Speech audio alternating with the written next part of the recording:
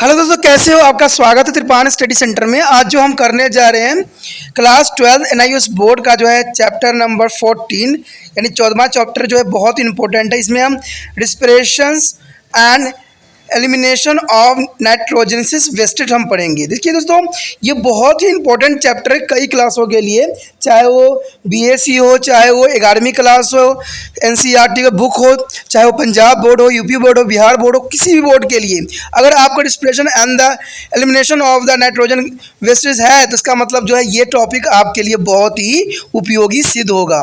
दोस्तों, आपको पता है कि त्रिपान स्टडी सेंटर जो है इसको 2 लैंग्वेज में ला रहा है, इंग्लिश और हिंदी में जो है अच्छे से आपको एक्सप्लेन किया जा रहा है। तो ये डबल डोज जो है आपके लिए बहुत ही बेनिफिट रखेगा। कहते हैं चैप्टर में हम बहुत कुछ पढ़ेंगे कि किस प्रकार जो है नाइट्रोजन वेस्टेज हमारे लिए नुकसानदायक और किस प्रकार यहाँ पर जो है रिस्पिरेशन की भूमिका होती है। लेकिन ये सब करने से पहले एक बात जो मैं हमेशा कहता हूँ, जिसको आपको मानना भी चाहिए, विचार भी करना चाहिए और अमल तो करना ही चाहिए, वो ये है कि जब भी वीडियो देखिए पूरा देखिए, क्योंकि अधूरा जानकारी सदैव खतरनाक होता है। साथ में एक इंपॉर्टेंट बात ये भी रहता है, अगर आप पहली बार वीडियो देख रहे हो तो लाइक शेयर सब्सक्राइब करना मत भूलना। देखिए दोस्तों, लाइक कीजिएगा तो बनाने वाले का जो है प्रोत्साहन बढ़ता है और आपके लिए अच्छा से अच्छा करने की कोशिश करता है। ठीक है, सब्सक्राइब करना आपके हित में है। इसका कारण ये है कि अगर आप सब्सक्राइब करके रखोगे तभी जो है मेरा वीडियो का नोटिफिकेशन मिलेगा। और आपको पता है कि मैं हर क्लास का जो है सब्जेक्ट डालता ही रहता हूँ समय समय पे। तो अगर सब्सक्राइब करके नहीं रखिएगा तो शायद उस वीडियो से आप अनभिज्ञ रह जाइएगा, यानी वो आपको प्राप्त नहीं होगा और आप उसका नॉलेज नहीं ले पाइएगा। साथ में जो अगर आप शेयर करते हो तो शेयर करना एक जग कल्याण के समान माना जाता है। इससे ये होता है कि मान लीजिए कोई जो है बच्चा जो है मेरी वीडियो को उसकी ज़रूरत थी और आपके थ्रू वो वीडियो उसको पास पहुंचा है, तो वो सदैव ही आपका धन्यवादी रहेगा और सदैव ही आपका जो है शुक्रिया अदा करेगा कि तुम्हारे कारण मुझे जो है वीडियो प्राप्त हुआ। तो दोस्तों, आपको पता ही होगा कि त्रिपान स्टडी सेंटर सिर्फ एक क्लास के लिए ही अग्रसर नहीं है, ये कई क्लासों के लिए अग्रसर है। जैसे 8th 9th 10th 11th 12th CBSE के सारे चैप्टरों को कवर करेगा समय के साथ। प्लस जो है एनआईएस बोर्ड का 10th+2 को भी कवर करता है सभी सब्जेक्टों का। प्लस जो है बीए पंजाब यूनिवर्सिटी का जो है फर्स्ट सेमेस्टर से लेकर 6th सेमेस्टर तक 8 सब्जेक्टों को कवर करता है। प्लस जो है एमए के जो है बच्चे ऑन डिमांड जो मुझे करते हैं कमेंट, उनके लिए भी त्रिपान स्टडी सेंटर जो है अग्रसर है। देखिए दोस्तों, त्रिपान स्टडी सेंटर इतना बड़ा है, विस्तृत है, तो आपको अभी जो है लाइक शेयर सब्सक्राइब कीजिए और अपने दोस्तों के साथ बांटिए। ठीक है, तो भूलिए मत, ये करना आपका फर्ज है और मेरा कार्य करना है आपको टॉपिक लेके चलना है। देखिए आज देखते हैं हमारा आज टॉपिक क्या है। The next point is transport of carbon dioxide from a tissue to the lung. Transport of carbon dioxide from tissue to lung. Here, blood transport of carbon dioxide with the competitive easily because of its highly solubility. The active tissue is constant producer of carbon dioxide. This is carbon dioxide is transported to the lung into 3 ways. The first is carbon dioxide is physically dissolved in a blood plasma. Only 5 to 7% of the total carbon dioxide is transported. And second is carbon dioxide directly combined with the hemoglobin of RBCs to form a carbomonohemoglobin about 21 to 23% only. As the bicarbonate, it is dissolved in the plasma but produced in RBC as a catalyst by their enzyme. Carbonics is anhydrous as then to diffuse into the plasma. Largest frictions of carbon dioxide about 75% to 80% to be transported in this manner. Here the reaction is CO2 plus H2O. Here enzyme or carbonic anhydrase means is H2CO3 formation, means carbonic acid formation. This is an important reaction. Carbon dioxide and H2O combined with H2CO3 means carbonic acid. The carbonic acid is a formation by bicarbonate ion, means HCO3 negative plus hydrogen is positive. The bicarbonate is extremely soluble and dissolving in blood plasma. Friend, is the most important question. The bicarbonate is extremely soluble and dissoluble in blood plasma. It's again pass into the RBC and break into the CO2 and H2O in the well. The inside the lungs, the CO2 is the transported to lungs from a tissue in the three-way mentioned above. They are released into the well air in the final breathing out. Here showing this diagram the transport of carbon dioxide in the blood. The here show the respiratory cell oxygen carbon dioxide. There is formation of RBC. There are many way. 10 to 20% bound to the HB. The here CO2 HB is equal to HbO2. But other side there is a plasma here. But CO2 is a formation CO2 HB plus HbCO3 and 75% combined. There is the CO2 H2 is equal to HO positive plus HO2 is the formation by chlorine is the NaCl and Na plus SCT3. There is a 5% dissolved in a plasma.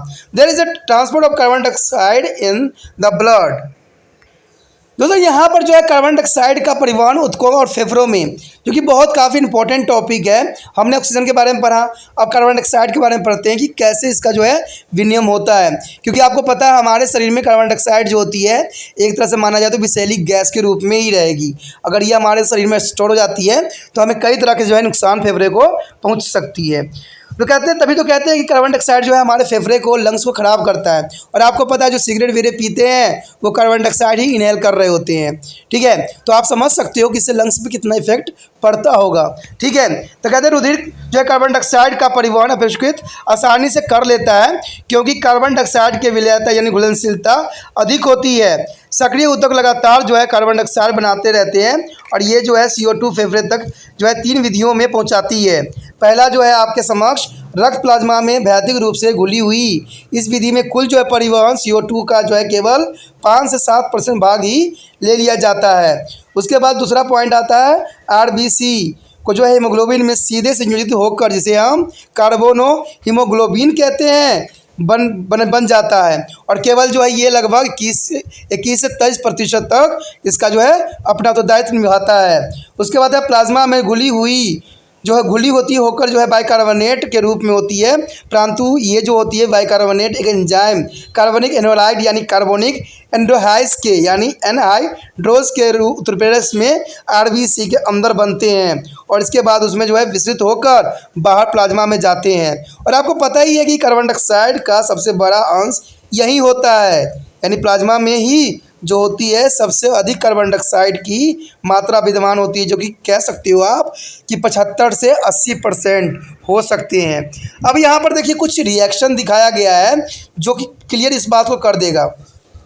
कहते हैं carbon dioxide और जो है water जब मिलती है आपस में तो एंजाइम कार्बनिक एंडोहाइड्रोज में जो होती है H2CO3 का फॉर्मेशन होता है, जो कि कार्बनिक अम्ल होती है। कहते हैं कार्बनिक अम्ल फॉर्मेशन करती है किसको, बाइकार्बोनेट को, यानी HCO3 नेगेटिव में प्लस हाइड्रोजन H पॉजिटिव में। और उसके पश्चात कहते हैं बाइकार्बोनेट अत्यधिक घुलनशील होती है और रुधिर प्लाज्मा में घुल जाती है और ये आपस में रक्ताणुओं में चली जाती है और जो है कुपिकाओं में कार्बन डाइऑक्साइड और H2O में विघटित हो जाती है, जो कि इसका विशिष्ट बात रखती है। कहते हैं फेफड़े के भीतर पहुंची CO2 यानी कार्बन डाइऑक्साइड कुपिकाओं के अंदर वायु में छोड़ दी जाती है और अंततः यह सांस के बाहर निकल दी जाती है, यानी कुपिकाओं से जो है बाहर छोड़ने की प्रक्रिया होती है। जैसे कि यहाँ पर एक फ्लो डायग्राम भी दिया गया है जो कि काफ़ी इंपॉर्टेंट यहाँ पर बता सकता है। देखिए स्वर्ण कोशिका में होती है और ये प्लाज्मा है और ये RBC दिखाया गया है। अब कहते हैं ऑक्सीजन कार्बन डाइऑक्साइड के फॉर्म में होती है, तो इसमें कैसे जो विनिमय होती रहती है। पहले में O2 HB plus equal to HbO2 में कन्वर्ट करती है। कहते हैं उसके बाद है 10 to 20% HB से संबंधित होती है, जिसमें CO2 plus HB equal to HbCO2 का फॉर्मेशन होता है। और कहते हैं 75 बाइकार्बोनेट के रूप में जो होती है CO2 plus H2O plus hydrogen plus SCO3 negative के रूप में होती है, जिसमें क्लोरीन भी रहती है और NaCl के साथ रिएक्ट करके NaHCO3 बनाती है और साथ में जो है NaSCO3। अब देखिए NaSCO3 किसका फॉर्म है, जो बच्चे इंटेलिजेंट है वो मुझे ज़रूर कमेंट करेंगे कि NaSCO3 ये किसको कहते हैं, इसका साधारण नाम क्या है। जो बच्चे इंटेलिजेंट है वो कमेंट जरूर करें कि NaHCO3, जिसको आप 10th क्लास में भी NCERT में पढ़ चुके हो। ठीक है, NaHCO3 किसको कहते हैं, जो इंटेलिजेंट बच्चे होंगे वो ज़रूर कमेंट करेंगे और जो इंटेलिजेंट नहीं होंगे वो इग्नोर करेंगे। देखते हैं कौन इंटेलिजेंट बच्चा है जो मुझे नाम बताता है कि NaHCO3 का जो है वास्तविक साधारण नाम क्या है, इसको आम भाषा में हम क्या कहते हैं। ठीक है, तो इसी के साथ जो है हमारा 5% प्लाज्मा जो है घुलनशील रूप में पाई जाती है। तो इसमें जो है रुधिर में कार्बन डाइऑक्साइड का परिवहन जो कि काफ़ी महत्वपूर्ण था। The next topic is regulation of respiration. Friends, the most important topic, regulation of respiration here. Count the number of time you breathe and do it to normal resting condition. You are count the time you breathe in doing to normal resting condition and then climbing of the stair. How to is a change in the breathing rate and both about. You will be now study about the regulation of respiration. The regulation of respiration is under nervous control. There is the most important thing here. The regulation of respiration is under nerve control. There are three groups of neurons called respiratory center present in the medulla oblongata and pons their brain. There is three groups of neurons called to respiratory center present in the medulla oblongata and thereupon their brain. There are first is dorsal respiratory group. The dorsal respiratory groups here generate the basic respiratory. Remember, there it is stimulate the external intercostal muscles. The diaphragm is contract and the inspiration occur. When the stimulations causing this is a muscle relax and inspiration take place. The second is a ventral respiratory groups. Here the send a single under to enhance respiratory needs. It is a control both inspiration and expressions. Inspirations and expression here and the pneumotaxic center. Pneumotaxy center is the point control switch of point of inspiration and thereby the smoothness their transmissions between the inspiration and expression. The increasing in the blood carbon dioxide and hydrogen ion increase the rate of respiration. Is the most important. The increasing the blood carbon dioxide and hydrogen ion, they are increasing the rate of respiration. If we try to hold our breath, we are not able to hold it is a long time. This is because the respiratory center of the medulla automatically start breathing when to the concentration of carbon dioxide in the blood residue of critical level. There is the holding only some time. It is a important thing here. The next topic is cellular respiration. The cellular respiration is the most important topic here. The oxygen take in the blood is utilized in all the living cells during the cellular respiration. The oxygen taken in the blood is utilized in all the living cells during the cellular respiration. It is the complex process that is completely in the mitochondria. There is a completely in the mitochondria. During to cellular respiration, glucose is oxidizing to the release energy. The glucose is oxidizing the release energy. Energy released to store it in ATP. Store it in ATP, adenosine triphosphate molecules, and readily to the available for cell use. The process can be assumed there up to the flow. The C6H12O6 plus 6CO2 is a mitochondria and cell respiration. The other is 6CO2 plus H2O plus ATP is a formation. There is an energy of ATP formation for glucose and carbon dioxide is a react in a mitochondria and cell respiration. The formation of ATP. ATP formation mean energy formation. The release of energy and here storage of energy for the ATP form. Respiration that takes place in the presence of oxygen is called aerobic respiration. They also learn their aerobic respiration. There is presence of oxygen and anaerobic is absent of oxygen. The aerobic is the most important. It is the more efficiency of 38 molecules of ATP are released on the oxidation 1 glucose molecules. The one glucose molecules is formation of 38 molecules of ATP. One glucose molecule is the formation of 38 molecules of ATP release on the oxidation of only one glucose molecules. The absence of oxygen from some time may be lead to the anaerobic respiration. Its absence as only two molecules of ATP are produced from one glucose molecules. Refer the lesson 12 also. Here friend, the a chart the respiration breakdown of glucose to release of energy. So here aerobic respiration, another side is anaerobic respiration. The respiration when to oxygen is available, glucose is a breakdown of 2 pyruvic acid means oxygen release. So here C6 CO2 plus 6H2O plus 38 ATP formation here, but other side is anaerobic condition. The respiration is the absence of carbon oxygen, their glucose and 2 pyruvic acid and 2 lactic acid plus 2 ATP, and is here 2 CO2 plus alcohol plus 2 ATP. I have already learned to the 12th chapter for NIOS book. There is a 2 CO plus alcohol or 2 ATP formation. This anaerobic condition, ATP formation of 38. Here show the common respiratory disorder and their prevent. They are the most important topic, common respiratory disorder and prevention. The first is the disease is the bronchial asthma. The bronchial asthma is the causing, it is the allergics is a disease causing due to the content of foreign substance in air. The foreign substance in air, the causing of bronchial asthma. The symptom is the causing the deficiency of breathing and coughing because excess of mucus secreted may be your nerves down to clogs their bronchials. And the prevention is avoiding the exposure to their foreign substance is the best preventive measuring. And the second disease is bronchitis. There is a inflammation of the bronchioles causing by the infection. It can be also be causing by the smoking and by the exposure to the air pollution. There is a regular coughing and with the greenish blue sputum.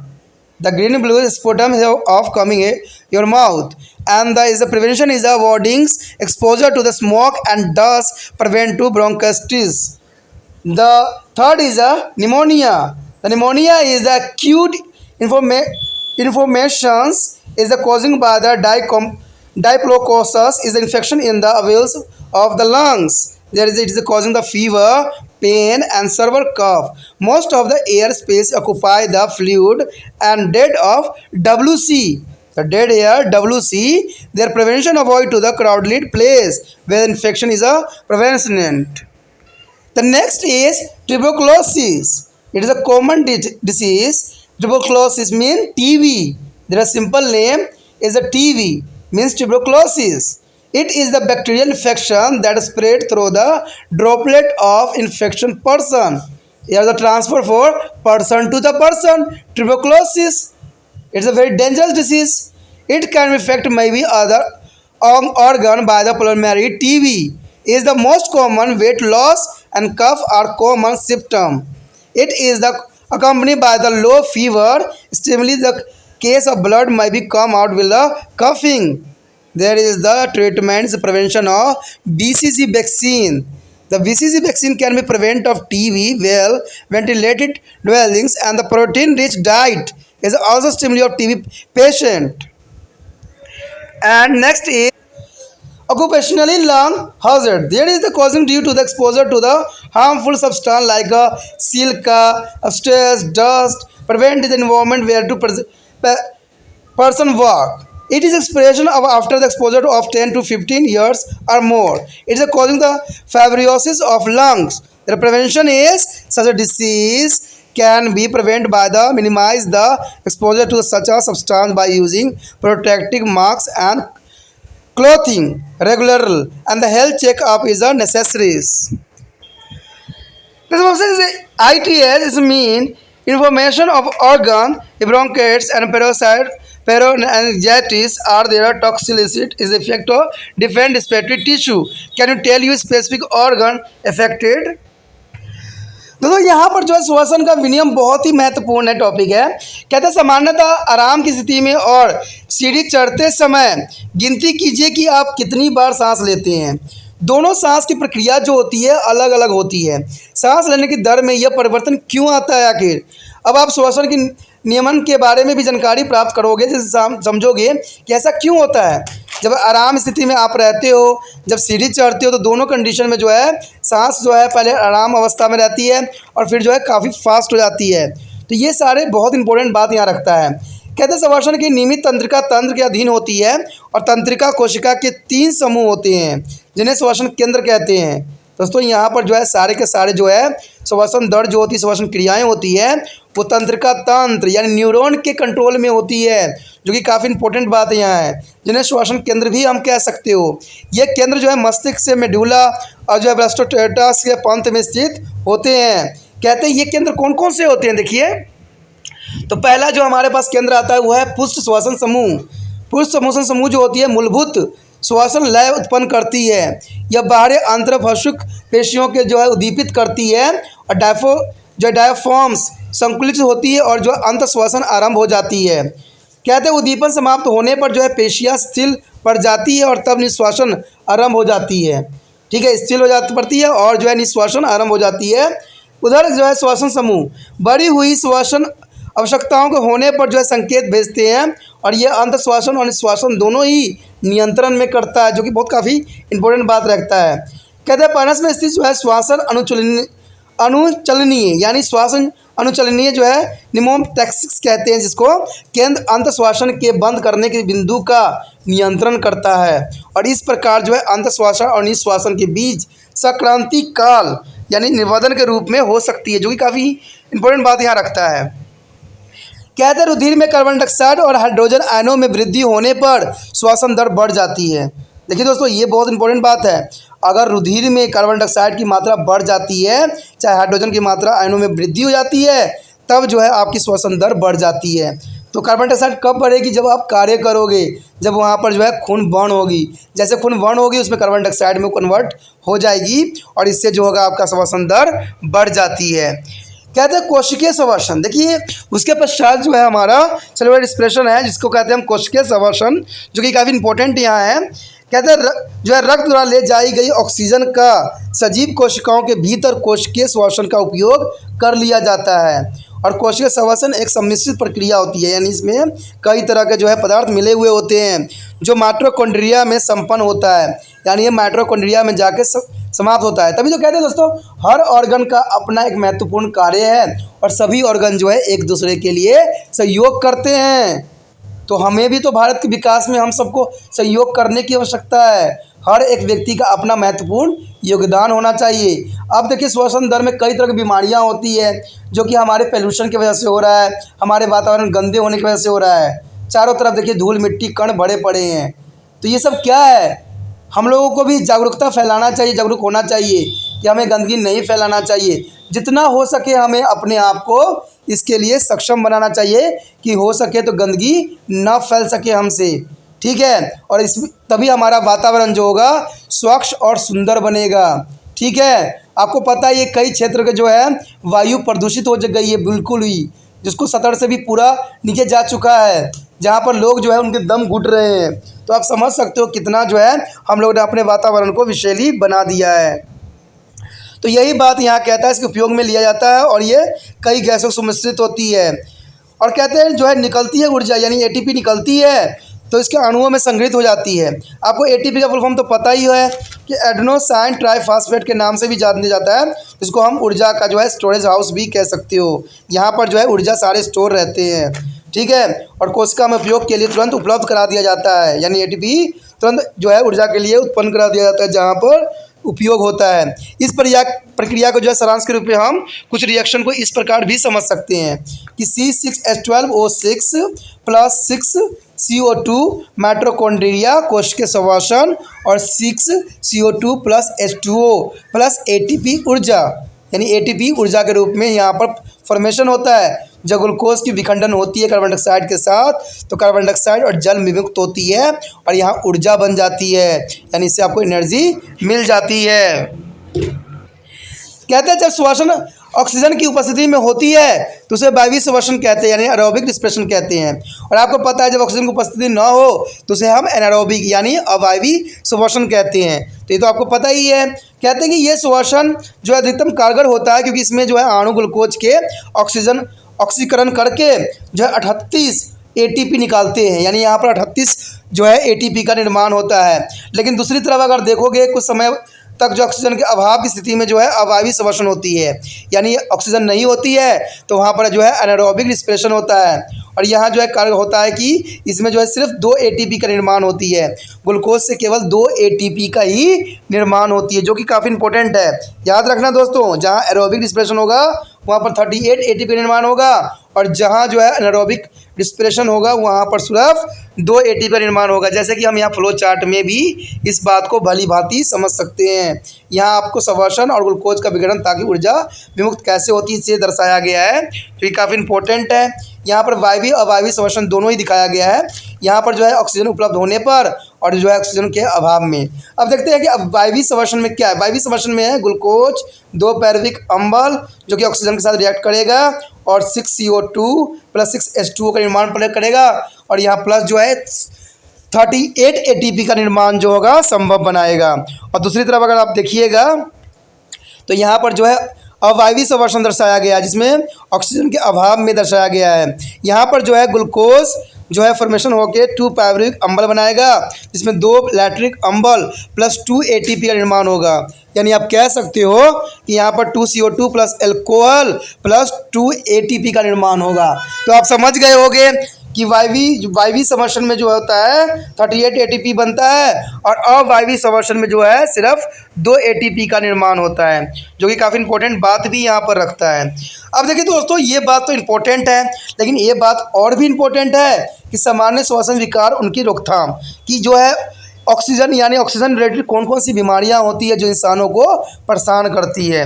तो सबसे पहले तो आपको पता है बीमारी के नाम पे जो है श्वसन दम्मा से जो है हर लोग परेशान है, जिसको हम अस्थमा भी कहते हैं और इसको हम कहते हैं ब्रैकियल्स अस्थमा।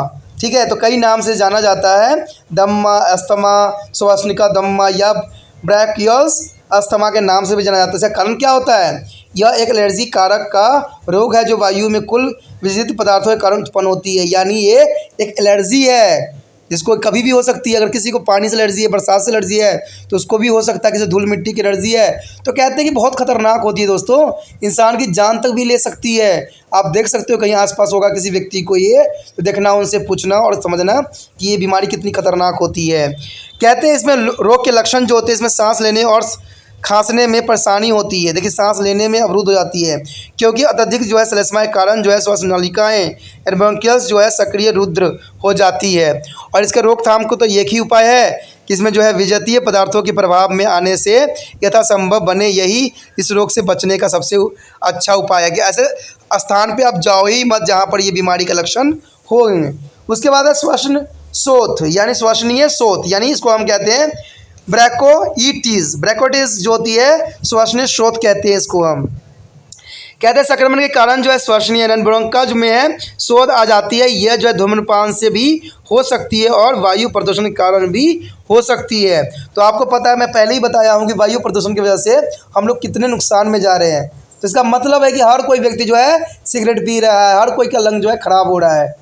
तो हम किस ज़माने में आ गए, किस दुनिया में आ गए, किस समय में आ गए हैं जहाँ पर हम अपने ही प्रकृति के दिया हुआ चीज़ों को नष्ट कर रहे हैं।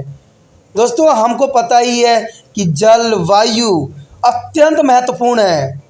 ठीक है, कहते हैं ना, ये प्रकृति का फ्री में दिया हुआ उपहार है जिसको हम कदर नहीं कर रहे हैं। ठीक है, ये हमें कहते हैं हमें मिलता है, लेकिन आजकल सब कुछ दूषित हो गया है।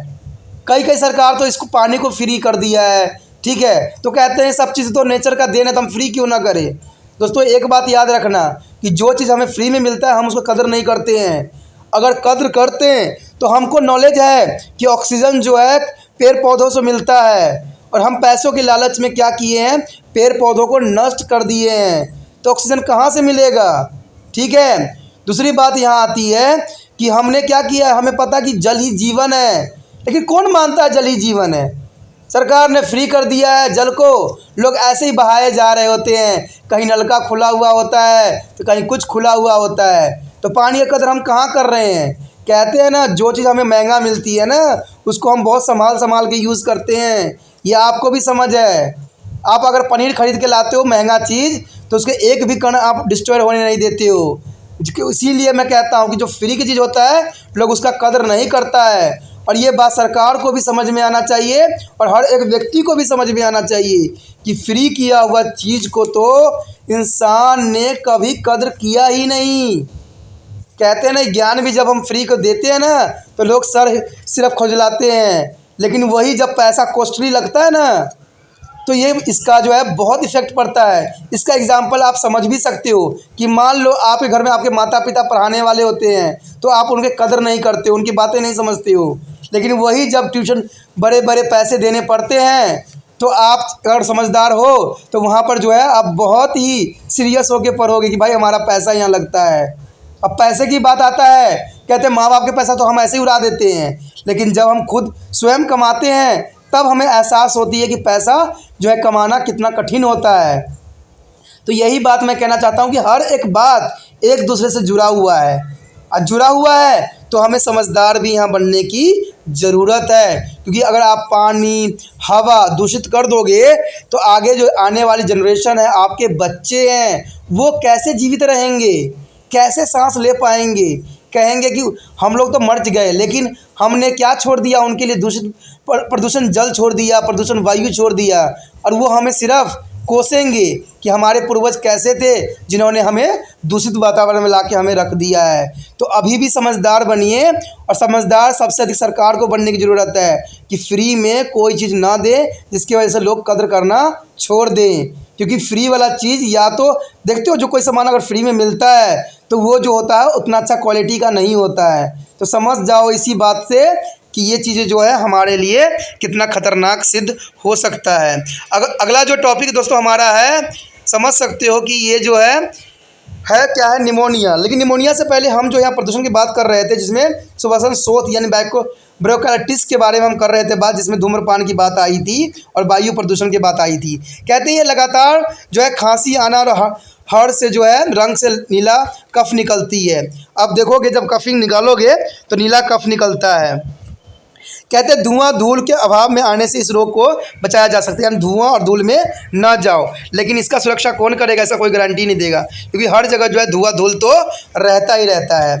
उसके बाद है निमोनिया। देखिए दोस्तों, निमोनिया भी जो है बहुत ही खतरनाक बीमारी माना जाता है। ये जो है डेप्लोकोसिस, निमोनिया जो है मैक्सिमम बच्चों में देखा गया है। डेप्लोकोसिस नामक जीवाणु के संक्रमण से फेफड़े की कुपियकाओं में तीव्र शोध हो जाती है। इसे ज्वर भी होती है, यानी बुखार भी चढ़ जाता है और पीड़ा हो जाता है और तेज खांसी भी आती है, और फेफड़े के अधिकांश वायु जो है अवकाश तरल जो मृत WC में भर जाता है, यानी WC में सारे भर जाते हैं। कहते हैं इन स्थानों पर जाने से बचे जहां संक्रमण फैला हो, तो इस चीज़ों से बचना जो है इसमें बहुत महत्वपूर्ण योगदान देता है। उसके पश्चात हमारे समक्ष है यक्षा, यानी ट्यूबरक्लोसिस। ट्यूबरक्लोसिस जो है ये भी, जिसको हम टीबी के नाम से भी जानते हैं, यानी ट्यूबरक जो है लॉसिस। ये एक जीवाणु युक्त रोग है जो रोगियों के मुंह नाक से निकलनी जो बूंदकों या ड्रॉपलेट से फैलती है। यानी मान लो कोई टीबी की बीमारी है और वो आपके समक्ष खांस रहा है, तो समझ जाइए कि आपको भी टीबी होने के चांसेस अब बढ़ रहे हैं। यह अन्य अनेकों अंगों में भी हो सकते हैं, लेकिन फेफड़े का यक्ष रोग सबसे अधिक सामान्य है। इसमें सबसे बड़ी बात होती है जिसके वजन में कमी आने लग जाता है, और देखना खांसी आना सबसे सामान्य लक्षण होती है इसकी। इसके साथ इस रोग में हल्का ज्वर भी बना रहता है, यानी बुखार भी हल्का हल्का लगता रहता है, और जब गंभीर हो जाती है तो खांसी के साथ उसमें खून आ जाता है। कहते हैं BCG यानी बैक्सीलस कॉमेलेटिस न्यूरियंस का जो है BCG का टीका बहुत महत्वपूर्ण इस पे जो है कारगर सिद्ध होता है, और हवादार घरों और प्रोटीन प्रचुर खुराक भी जो है इस रोग से बचाया जा सकता है। यानी टीबी से जो है हवादार क्षेत्रों में रह के और जो है आपको जो है प्रोटीन युक्त भोजन करके भी इस रोग से बच सकते हो। अब हवादार जो है घरों की तो बात हम करना हमारे लिए संभव आज नहीं है, ठीक है। उसके पश्चात हमारे समक्ष आता है आपका जो है फेफड़े के व्यावसायिक संकट, यानी जो है कम्युनिकेशंस हेडेज, यानी जहाँ वर्किंग क्षेत्र होते हैं। कहते हैं वातावरण मौजूद जो है व्यक्ति, जहाँ कोई व्यक्ति कार्यरत है वहाँ हानिकारक पदार्थ जैसे कि सिलिका सेबरोस्टस, धूल आदि के कारण उत्पन्न होने वाले रोग होते हैं। कहते हैं यह रोग जो है 10 से 15 वर्ष तक प्रभावित होने के बाद प्रकट होता है और इसके कारण जो फेफड़े में तम्लमय हो जाती है। सुरक्षा मुख्यालय के रूप में इसको वस्त्र पहने और ये रोगों से बचाया जा सकता है या नियमित डॉक्टर से जांच करवाते रहें। कहते हैं उसके पश्चात है प्रत्यय, यानी ITS का अर्थ होता है किसी अंग का शोथ। स्वाति शोथ जो है ग्रासनी शोथ या कुल प्राणी की शोथ विभिन्न श्वसन ऊतकों को प्रभावित करती है। क्या आप कह सकते हैं कि कौन सा अंग सबसे अधिक प्रभावित हुआ है? The next topic is emphysema. Emphysema is a very important topic here. Emphysema is the respiratory disorder causing by exercise, exercise of cigarette smoking and chronic bronchitis.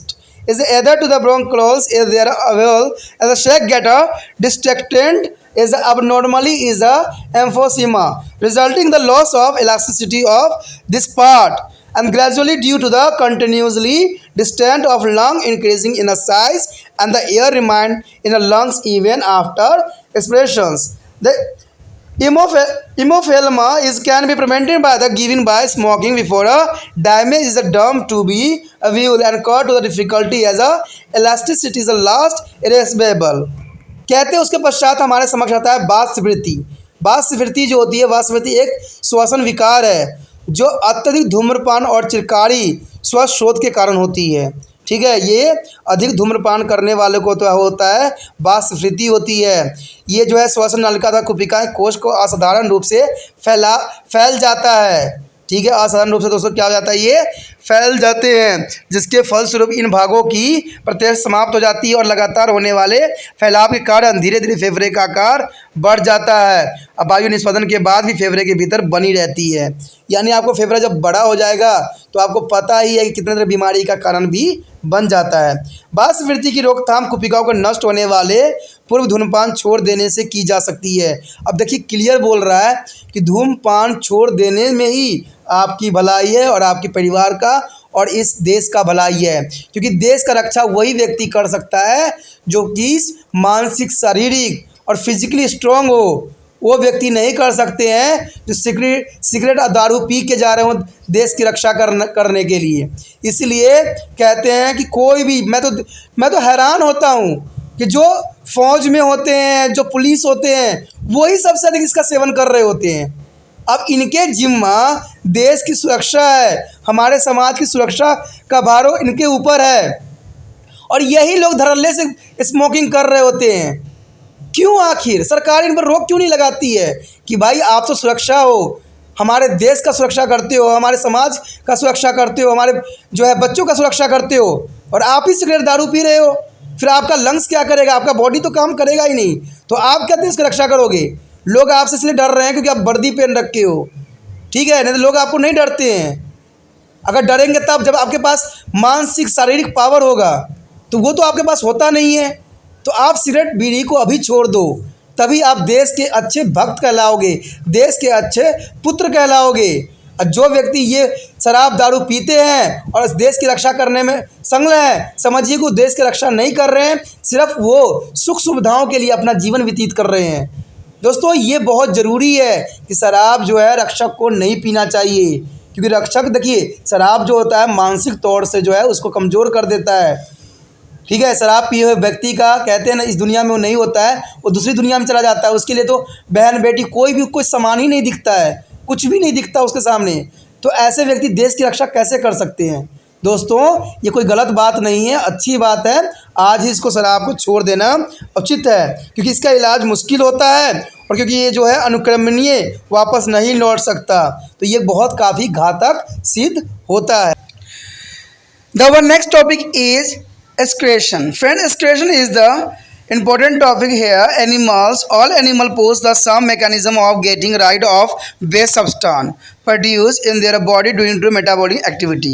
There is a waste material in our body. It is a very toxic and poisoning. There is a during the metabolic activity is the most important here. The waste substance include carbon dioxide, water, urea, uric acid, and ammonia. Such substance can be harmful to remain in the body.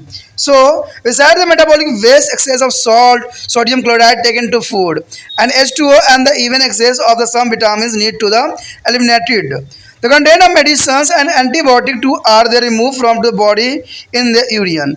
Removal of the harmfully unwanted product, especially nitrogen wastes, for the body is called excretions. Excretory is a system is a primary associated with the removal of nitrogen wasted. When the harmful our body is the nitrogen waste is the most harmful product in our body. It is especially of nitrogen. There is removal of most important to our body and the blood is the urine removed to the harmful unwanted product. There is a most important for us. The urea is the main nitrogen waste in our body. The urea is the main nitrogen waste in our body. It is formed by the breakdown of sulfurs. Surplus is ammonia acid and nucleic acid in the liver. The blood transport urea to be a kidney for a filtration and removal in their form of urine. There is the most important kidneys, the filtrate, the removal and the former ureas. Then the next topic is the mode of removal of nitrogen wasted. The mode of removal of nitrogen wasted here.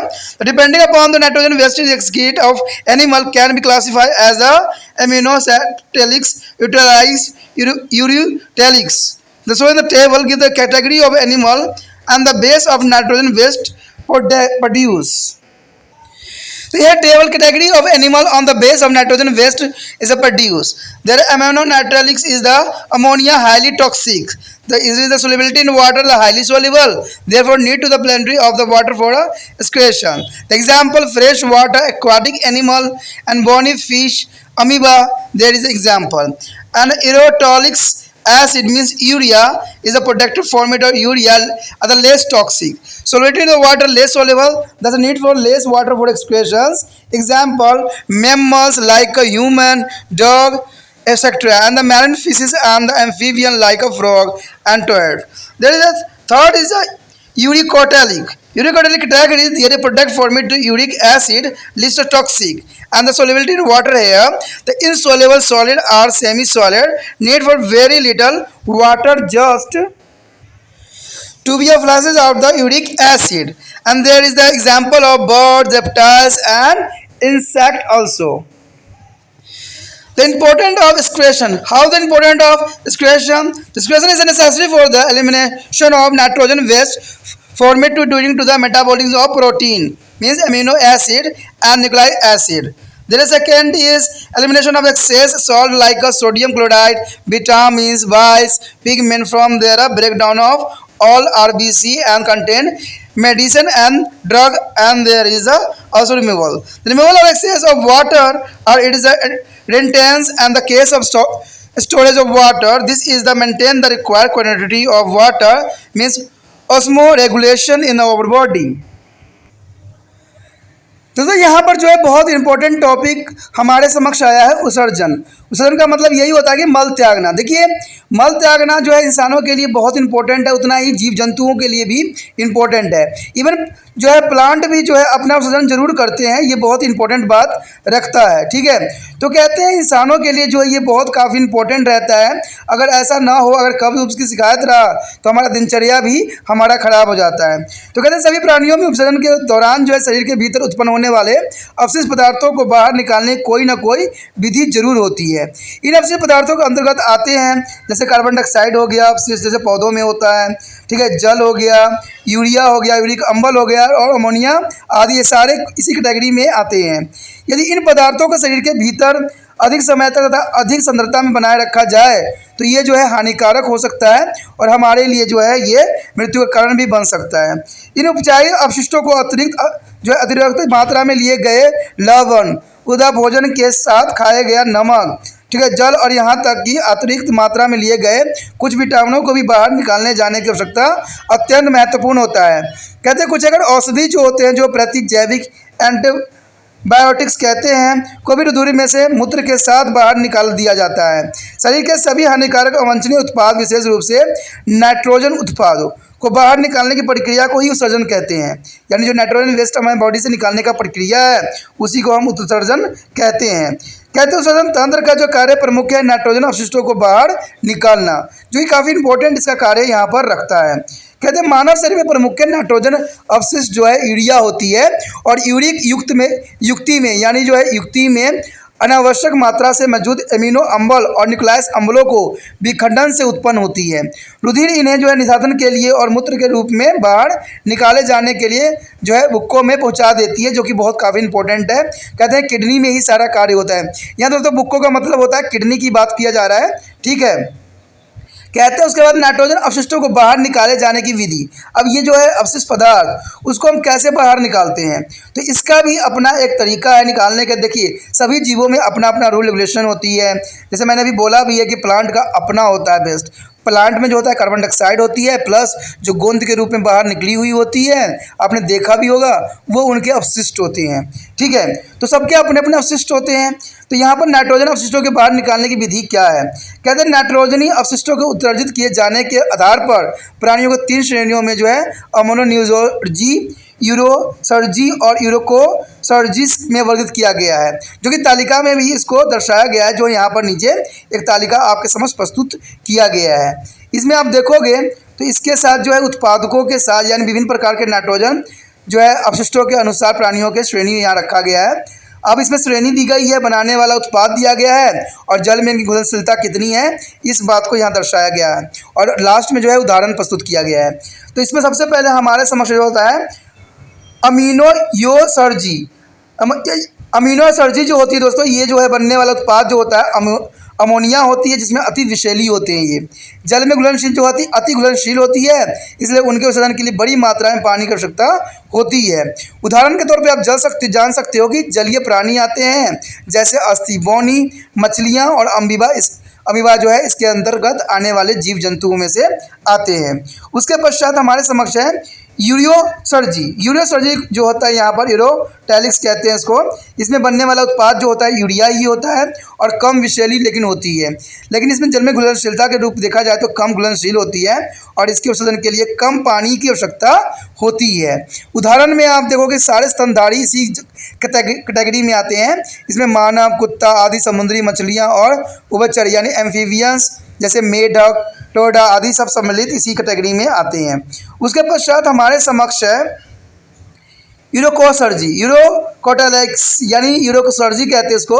ये uric अम्ल सबसे कम विषैली होती है। ये जो घुलनशीलता में है, ये अघुलनशील ठोस तथा अर्ध ठोस स्वरूप इसके उत्सर्जन के लिए केवल थोड़े से पानी की आवश्यकता इसमें होती है। और इसका एग्जाम्पल जो है आपके समक्ष होगा पंछी होगा, सरीसृप होगा तथा कीट होगा, यानी सांप होगी इसी कैटेगरी में आते हैं। अब कहते हैं उत्सर्जन का महत्व क्या है, क्यों जरूरी है ये उत्सर्जन करना। तो कहते हैं इससे जो होता है दोस्तों प्रोटीनों अमीनो अम्लों के उपचार के दौरान बनने वाले नाइट्रोजन अपशिष्ट का निष्कासित होना अत्यंत महत्वपूर्ण है। अगर बॉडी से नाइट्रोजन वेस्ट बाहर नहीं जाएगा तो ये आपको कई मायनों में बीमार कर सकता है, और इवन की जान तक भी चली जाती है लोगों की।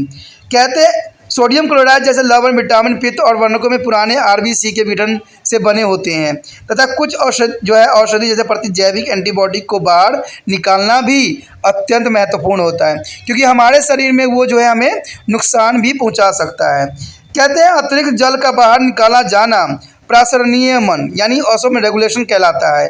इसे हिंदी में हम प्रासरण नियमन कहते हैं, और इंग्लिश में इसको क्या कहते हैं, ऑसो रेगुलेशन कहते हैं। जल को अभाव होने पर जल के भीतर रोके रखना, यानी इसका काम जो होता है जल का अगर अभाव होता है तो जल के जो है शरीरों में ही वो कैप्चर कर लेती है, जो कि बहुत इंपॉर्टेंट यहाँ कार्य इसका रखता है। The next topic is excretory organ in a cockroaches. When excretory organ in cockroaches is also present here, the cockroaches are the adopted to the territories life and possess to the excretory organs called to the Malpighian stulus.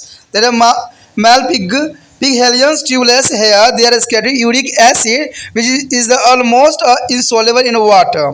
And second is the Malpighian stulus are long blind-ended tubulus attached to your alimentary canal at the junction of the mid and hindgut. The mid and the hindgut here present of cockroaches. There is the abdomen and there is a bathing in the hemolymphos is the blood of insect. Here showing this diagram, there is excretory organ of cockroaches. There is a show of the male pig, Hennian's tubulus of here. There is small particles. There is a like a as a very serious like there, and the is the excretory organ cockroaches is the show on the is a large definition. There is salt water nitrogen waste here, and Malpighianian stimulus is also present here, and faces and the urine there side and rectums also present, and intestine is the in guts and the mid guts, and is absorption of the H2 ions and the valuable organic molecules there here. It is the most important diagram for the exam view. The cell or tubulus removed to the nitrogen waste here and contains salt from their hemolymphs, and the pumps them into the lumens of the tubes, and the fluid passes to the head guts, and it is a process get concentrated. And the third point is that this is a concentrated fluid then to move into the rectum and is excreted as a concentrated urine along with the feces, and the most of the salt and water is pumped back into the hemolymphs by the male pig Hennian's tubulus, and it is this may be a nitrogen wastes are eliminated as a almost dry matter. There is the eliminated as the almost dry matter for here. There is the next point here, a excretory organ in human. Friend, there is the human excretory system is a pair of kidney. There is a pair of kidney, a pair of urethra. There is a urinary bladder is a urethra. There is a kidney or a beam to the shape organs located in the other side of the vertebral columns into lower abdominal cavity. The kidney is the most important as a play of the role of human body. On the concave meridian of the each kidney there is a notice of called to the ilums, which they lead into the funnel shapes as the shape is called to renal pelvis. And the renal pelvis is surrounding by on the outer layer of tissue called to the renal cortex, and is the inner layer of tissues called to the renal medulla. The renal medulla is their inner layers, and kidney filters the metabolic waste from to the blood and scattered them as a liquids called to the urine. They are most important for the blood and scatter them to liquid fluids called to urine. As a kidney from the urine, they also maintain to normal consumptions of their blood, fluid and the salt balance throughout their body tissue. The kidney filter metabolic waste. It's the most important. Kidney filter metabolic waste from blood and scatter them to the liquids called urine. The friend, the absorbed for their kidneys is the metabolic wastes are filtered. The fluid like the balance of the body tissue. The uniformity in the kidneys growth of the urine blended by the two holes muscular tubes called uterus. There is a most important uniformity to the kidneys. Is both there is a urine blended by the holes of the muscular tubulus. And the next is the urethra is a small tube that lead to urine to be outside of the body. And next is a from urinary bladder. Urine is a passes outside while the urethra is during the urinations. Momentings of urinary bladder is called micturations. Micturation here show the picture here. There show the two kidney is the piece-like shape. There is a right renal veins and the right kidneys here, and the left renal arteries and cortex and medulla, and left kidney is cut open show the internal structure. There is the most important part uterus and the muscular balls and the upper shaded and lower sphincter and urethra. There is a bladder is cut open show the internal structure. There is a skeletal organ of human. There is a most important view of the exam view. There is a diagrams come to the many exam. So learn there. तो यहाँ पर जो है बहुत महत्वपूर्ण जो है तिलचट्टे के विसर्जन अंग के बारे में हमने पढ़ना है, जो कि बहुत काफ़ी इंपॉर्टेंट है। देखिए हमने इसके सब चीज़ों के बारे में पढ़ा है, पहले हमने इसके श्वसन तंत्र के बारे में पढ़ा था। अब जो है हम इसके विसर्जित अंग के बारे में पढ़ेंगे और जानेंगे कि इसमें क्या क्या विशेषता और ये क्या विशेषताओं के साथ जो है अपना जीवन यापन जो है नेचर में करती है, और इसमें क्या क्या इंपॉर्टेंट बात यहाँ पर रखती है। तो सबसे पहले बात तो यही कहते हैं कि तिलचट्टे कुछ स्थलीय जीव के लिए अनुकूल होते हैं, और उनके विसर्जन अंग का जो है मैल बिगी नलिकाएँ कहते हैं, यानी इसको जो है मैल पिगी जो है उसको हम नालिकाएँ कहते हैं। ये जो है प्राणी यूरिक अम्लता उत्सर्जन तंत्र जो पानी से सर्वदा घुलनशील होते हैं। ठीक है, मैलपिगी जो है नालिकाएं लंबी अलग सिरे पर एक बंद नालिका ही होती है जो कि मध्यस्थ और पश्चत्र के संगम पर जो है आधार नाल में खुलती है। ये नालिका उधर भाग में जो स्थित होती है और जो रुधिर नालिका यानी हेमोफिलिस कीटों का जो रूपों में जो है डूबी रहती है। कहते हैं इनका अपना एक महत्वपूर्ण स्थान होता है जिसके बारे में हमने जानना है। यहाँ पर एक डायग्राम भी शो किया गया है इसके बेस पे जो कि काफ़ी इंपॉर्टेंट है। तिलचट्टे का उत्सर्जन अंग दिखाया गया है, आप देखोगे तो मैलपिंगी जो नालिका है यानी ये धागे नुमा शेप में आपको दिखेगा, यानी ये जो होता है सीलिया के जैसे दिख रहे होते हैं, जो कि इसका यही जो है इसका उत्सर्जन अंग कहलाता है। अगर आप इसको जो है वेरिफ यानी माइक्रोस्कोपी एग्जामिनेशन करोगे तो कुछ दूसरा जो डायग्राम है उस प्रकार आपको दिखेगा। यहाँ पर देखोगे कि पदार्थ दिख रहे हैं, अपशिष्ट मैलापिगी नालिका दिख रही है, मल और मूत्र भी दिख रहे हैं, गुर्दा दिख रही है जहाँ से ये अपशिष्ट पदार्थों को बाहर निकालती है, मलाशय, रेक्टम, आंत, ठीक है, मध्य आंत्र, यानी सब कुछ प्रेजेंट होता है। तो कह सकते हो कि देखो कवरेज होने के पश्चात भी इसमें हर चीज़ जो है प्रेजेंट है, यानी ह्यूमन बींग्स की तरह ही है। तो कह सकते हो कि ये बहुत ही विशिष्ट है, ठीक है, नेचर में। उसके पश्चात कहते हैं कि नालिकाओं में कोशिका रुधिर लसिका यानी हेमोफिल्म्स में जो है नाइट्रोजन अपशिष्ट और कुछ अगर लवणों के जो है बाहर निकाल लेती है और इन्हें नालिकाओं को जो है अवकाशिका छोड़ देती है। यह तरल जो है चात जो है पहुंच जाती है और इस प्रक्रिया के दौरान जो है गाढ़ हो जाता है, यानी यह संदर्भ तरल एवं मलाशय में पहुंच जाता है और आंत मूत्र के रूप में मल के साथ बाहर निकाल दिया जाता है। तो ये बहुत काफ़ी इंपॉर्टेंट बात है कि ये जो है मल में पहुंचता है और संतः मूत्र के रूप में मल के साथ जो है ये बाहर निकल जाता है। कहते हैं मैलपिगी जो होती है नालिका अधिकांश लवण और जल के वापस रुधिर लसिका यानी हेमोफिल्म्स ये भेज देती है और इस प्रकार जो है नाइट्रोजन विशिष्ट जो है सर्वथा जो है खुश्क पदार्थ के रूप में शरीर से बाहर निकाल दिया जाता है। तो कहते हैं अपशिष्ट पदार्थ चाहे किसी के लिए भी हो सही नहीं होता है। अब यहाँ पर जो है हमारे समक्ष मानव के उत्सर्जन अंग। अब मानव में ये प्रक्रिया किस प्रकार होती है, देखिए मानव जो है श्वसन तंत्र में यंग होते हैं, एक कहते हैं एक जोड़ी जो है किडनी के साथ, एक जोड़ी किडनी होते हैं जिसको मटर शेप आपको दिखता है, एक जोड़ी है मूत्रवाहिनी होती है, एक मूत्राशय और एक जो है मूत्र मार्ग होता है जहाँ से जो है अपशिष्ट पदार्थ को बाहर निकाला जाता है।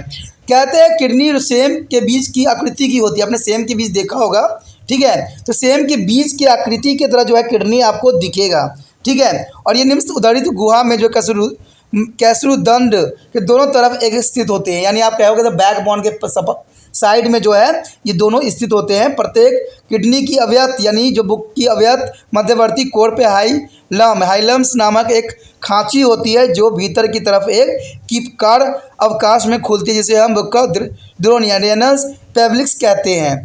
बुक श्रेणी उन उत्कों का एक बाहरी परत से जिसके हम बुक पल्टिकुलट यानी कॉर्टेक्स रेनल कॉर्टेक्स कहते हैं और एक बुक मध्यास यानी रेनल मेडुला कहते हैं नामक ऊतक की एक भीतरी परत से एकदम घिरी हुई होती है, यानी दोनों यानी रेनल कॉर्टेक्स और रेनल मेडुला के साथ ये क्या होती है, घिरी हुई होती है। कहते हैं किडनी उपचाई अपशिष्टों को रुधिर में से छान लेती है। आपको पता ही होगा कि जब हमारी बड़ी आंत में पच जाता है भोजन तो वो किडनी के लिए भेज दिया जाता है, ठीक है, मैंने क्वेश्चन भी पूछा था आपसे, ठीक है, तो इसमें जो है किडनी के लिए ये भेज दिया जाता है और किडनी का काम होता है कि जो इसमें से जो यूरिन होता है उसको अलग करता है, जो मिनरल्स होते हैं जो हमारे बॉडी के लिए आवश्यक तत्व होते हैं वो जो है ब्लड के रूप में आपको फॉर्मेशन होती है और ये बॉडी के लिए भेज दिया जाता है जहाँ पर बॉडी इसको न्यूट्रलाइज करती है। तो यहाँ से जो है यूरिन बनती है क्योंकि आपको पता है कि बॉडी में जितने भी वेस्ट मटेरियल्स हैं वो तो निकल जाती है, ठीक है, लेकिन जो हमारे इंपॉर्टेंट तत्व है उसको बॉडी जो है अब्जॉर्ब कर लेती है। तो इस प्रकार जो है किडनी अपना महत्वपूर्ण यहाँ पर योगदान देता है। कहते हैं बुक्कक के भीतर मूत्र बनते समय जो है बुक्कक यानी किडनी संपूर्ण शरीर के रुधिर तरल और लवणों का संतुलित भी बनाए रखते हैं। तो यहाँ से जो है बॉडी में संतुलित बनाए रखने के लिए अत्यंत महत्वपूर्ण कार्य संपन्न होती है। कहते हैं बुक में बना मूत्र नाली नामक दो पेशीय नलिकाओं द्वारा मूत्राशय में पहुँचाया जाता है। मूत्र मार्ग एक छोटी सी नली होती है जो मूत्र को शरीर से बाहर ले जाता है। मूत्राशय मूत्र मार्ग के जरिए बाहर निकाल दिया जाता है और मूत्र मार्ग से मूत्र को बाहर निकाले जाने को जो है हम जो है मिक्टुरेशन कहते हैं, यानी मुद्रण कहते हैं। तो इसमें जो है किडनी दिखाया गया है जो कि विशिष्ट है, ठीक है। किडनी के शेप आप देख सकते हो जो कई मायनों में एग्जाम व्यू से भी इम्पोर्टेंट है और एग्जाम में आपसे पूछ भी लिया जाता है। तो इसलिए कहते हैं इस डायग्राम को आप अच्छे से कर लेना। अब देखोगे कि जो सीम के बीज होते हैं उस तरह से दो यहाँ पर जो है किडनी दिख रहे होंगे, जिसको यहाँ पर दायां बुक्कक और बायां जो है बुक्कक धमनी दिखाया गया है, बुक्कक दिखाया गया है, ठीक है। इसमें दायां बुक्कक सिरा दिखाई गई है और बायां बुक्कक धमनी दिखाई गई है और इसमें यानी कॉर्टेक्स बल्कुट दिखाया गया है और उसके बजाय मेडुला भी नीचे दिखाया गया है। वल्कुट कॉर्टेक्स आप देखोगे पूरे पार्ट को कह रहे हैं और जो यहाँ पर मध्यस्थ यानी मेडुला जो है ये धागानुमा संरचना को दिखाया जा रहा है, ठीक है। उसके बाद यहाँ पर जो है मूत्रवाहिनी के जोड़े होते हैं, इधर भी मूत्रवाहिनी होती है, इधर भी होती है। बायां बुक दिखाने के लिए कटा हुआ भाग भी दिखाया गया है। उसके पश्चात नीचे के पार्ट में जो होती है पेशीय भित्ति होती है और ऊपरी जो है अवरोधनी होती है, मध्य अवरोधनी मूत्र मार्ग होता है और ये जो है मूत्रमास का आंतरिक संरचना दिखाने का सबसे इम्पोर्टेंट यहाँ पर बात है। अब हम इसके स्ट्रक्चर के बारे में पढ़ेंगे, संरचना के बारे में पढ़ेंगे कि आखिर है इसमें क्या। तो here the structure of kidney, the macroscopic structure of kidney, the here shown in the figure, the kidney contain a large number of minute tubular structures called to the nephron. There are the localized partly in the renal cortex and partly in the renal medulla. They are from the urine and drain to the ultimately into the pelvis of the kidney from where the uterus transport the urine to the urinary bladder. The nephron are the structure and functional unit of kidney associated with the blood vessels and capillaries. There are about 1 million nephron in each kidney, which is filter about 180 liters of fluid per day. Most of it is reabsorbed. There is the most important thing is 180 liter fluid per day has a filtrate. It is the most important work for the kidney.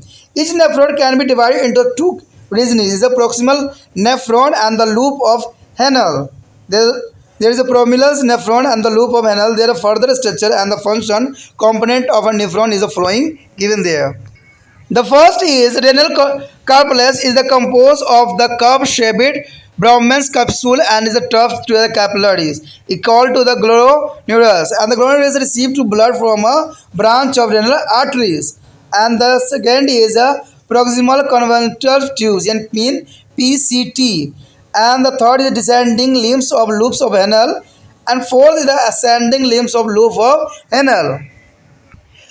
A fifth is the distal convoluted tube DCT and the connected duct, and connected duct all the nephrons join ultimately from the renals and probably from the where the uterus arise. And the eighth is a peritubular blood capillary passing over the tubulus join and form the renal veins. So here show the macroscopic structure of human kidney. There is a large show the microscopic structure. There is a show the nephron tube as a two types is the nephron here shown in the picture. Labrous capsule also present, cortex, medulla. Cortex here and medulla is also here present of is a dot shaped, and pyramid is a block of the medulla projecting into the pelvic and the open collection to and their duct, and the retinal arteries also present and pelvic their expanded organ their uterus, and the uterus is also go west to the gallbladder. There is a macrostructure of the human kidney is the most important for the exam view. दोस्तों यहाँ पर जो important बात आया है कि book की संरचना किस प्रकार है, तो ये बहुत जानना जरूरी है कि किडनी की संरचना किस प्रकार होता है, यानी किडनी का स्ट्रक्चर क्या है। देखिए किडनी की सूक्ष्म संरचना यहाँ दर्शाया गया है। कहते हैं बुक में जो है असंख्य जो है सूक्ष्म नालिकाएं संरचना होती है। अपने जानते ही हो कि इसमें एक नहीं होती है, असंख्य होती है, ठीक है, जिन्हें हम बुक नेफ्रॉन इन बुक्कक नेफ्रॉन के नाम से भी जानते हैं। अर्थात बुक जो है वालकोट के भीतर स्थित होती है और आसान जो बुक मध्यस्थ का कार्य भी यहाँ पर करती है। इसमें मूत्र बनता है और ये उस अंत बुक की श्रेणी तक ले जाते हैं जहाँ मूत्रवाहिनी मूत्र को जो है मूत्राशय तक ले जाती है। नेफ्रॉन बुक की संरचनात्मक और क्रियात्मक इकाई होती है और इसमें जो रुधिर वाहिकाएँ और कोशिकाओं भी पहुँचती है। प्रत्येक बुक में लगभग 10 लाख नेफ्रॉन होते हैं, कम से कम जो इसमें 10 लाख नेफ्रॉन होते हैं। पीएमटी क्वेश्चन बन सकता है, जो कि प्रतिदिन क्या करते हैं 180 लीटर तरल का निष्पादन करते हैं। देखिए एक किडनी जो है कम से कम 180 जो है लीटर तरल का जो है निष्पादन करते हैं, छानते हैं, जिसमें अधिकांश भाग जो है पुण्य अवशोषित हो जाती है, ठीक है। और प्रत्येक नेफ्रॉन 2 क्षेत्रों में बांट दिया जा सकता है, जिसका हम नाम देंगे समीस्थल नेफ्रॉन और हेलन लूप के नाम से जाना जाता है। अब कहते हैं इनके कुछ विशेषताएं भी है, कुछ इंपॉर्टेंट्स भी है। तो ये देखिए क्या है, कहते हैं बुक्कणिका यानी किडनी जो है, जो कि फ्लैपर नुमा वेलोटन संपूल और कोशिका के एक गुच्छा जैसे कोशिका गुच्छ भी कहते हैं से बना होता है। कहते हैं कोशिका गुच्छ में रुधिर बुक्कक धमनी की एक शाखा से आती है।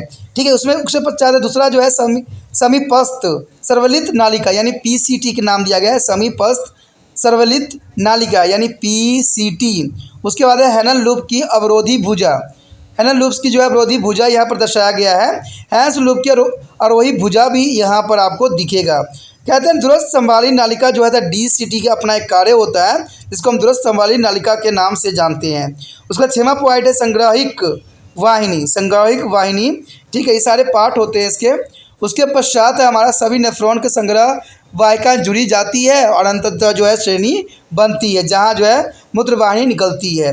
उसके बाद 8 पॉइंट है परिनालिका रुधिर कोशिकाओं के ऊपर फैली हुई होती है, यानी ये जो होती है फैली हुई होती है और ये सभी मिलकर जो है बुक सिराएँ बनाती है, जो कि काफ़ी इंपॉर्टेंट होता है। यहाँ पर आपके समक्ष जो है एक माइक्रोस्कोपी स्ट्रक्चर भी देखने को मिलेगा। अब देखिए माइक्रोस्कोपी स्ट्रक्चर आप देखोगे तो आपको पता लगेगा कि ये कितना विस्तृत है।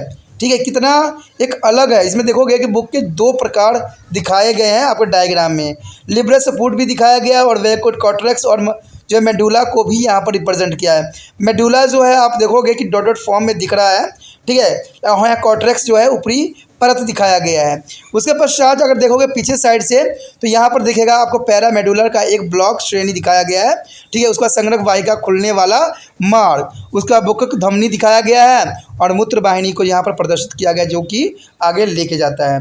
अब हमारे समक्ष आता है कि मूत्र का निर्माण कैसे होता है, तो इसके बारे में जो है हमें जानना अत्यंत महत्वपूर्ण है। Our next important topic is formation of urine. Means nephron carry out excretory and the osmoregulatory function is the following step.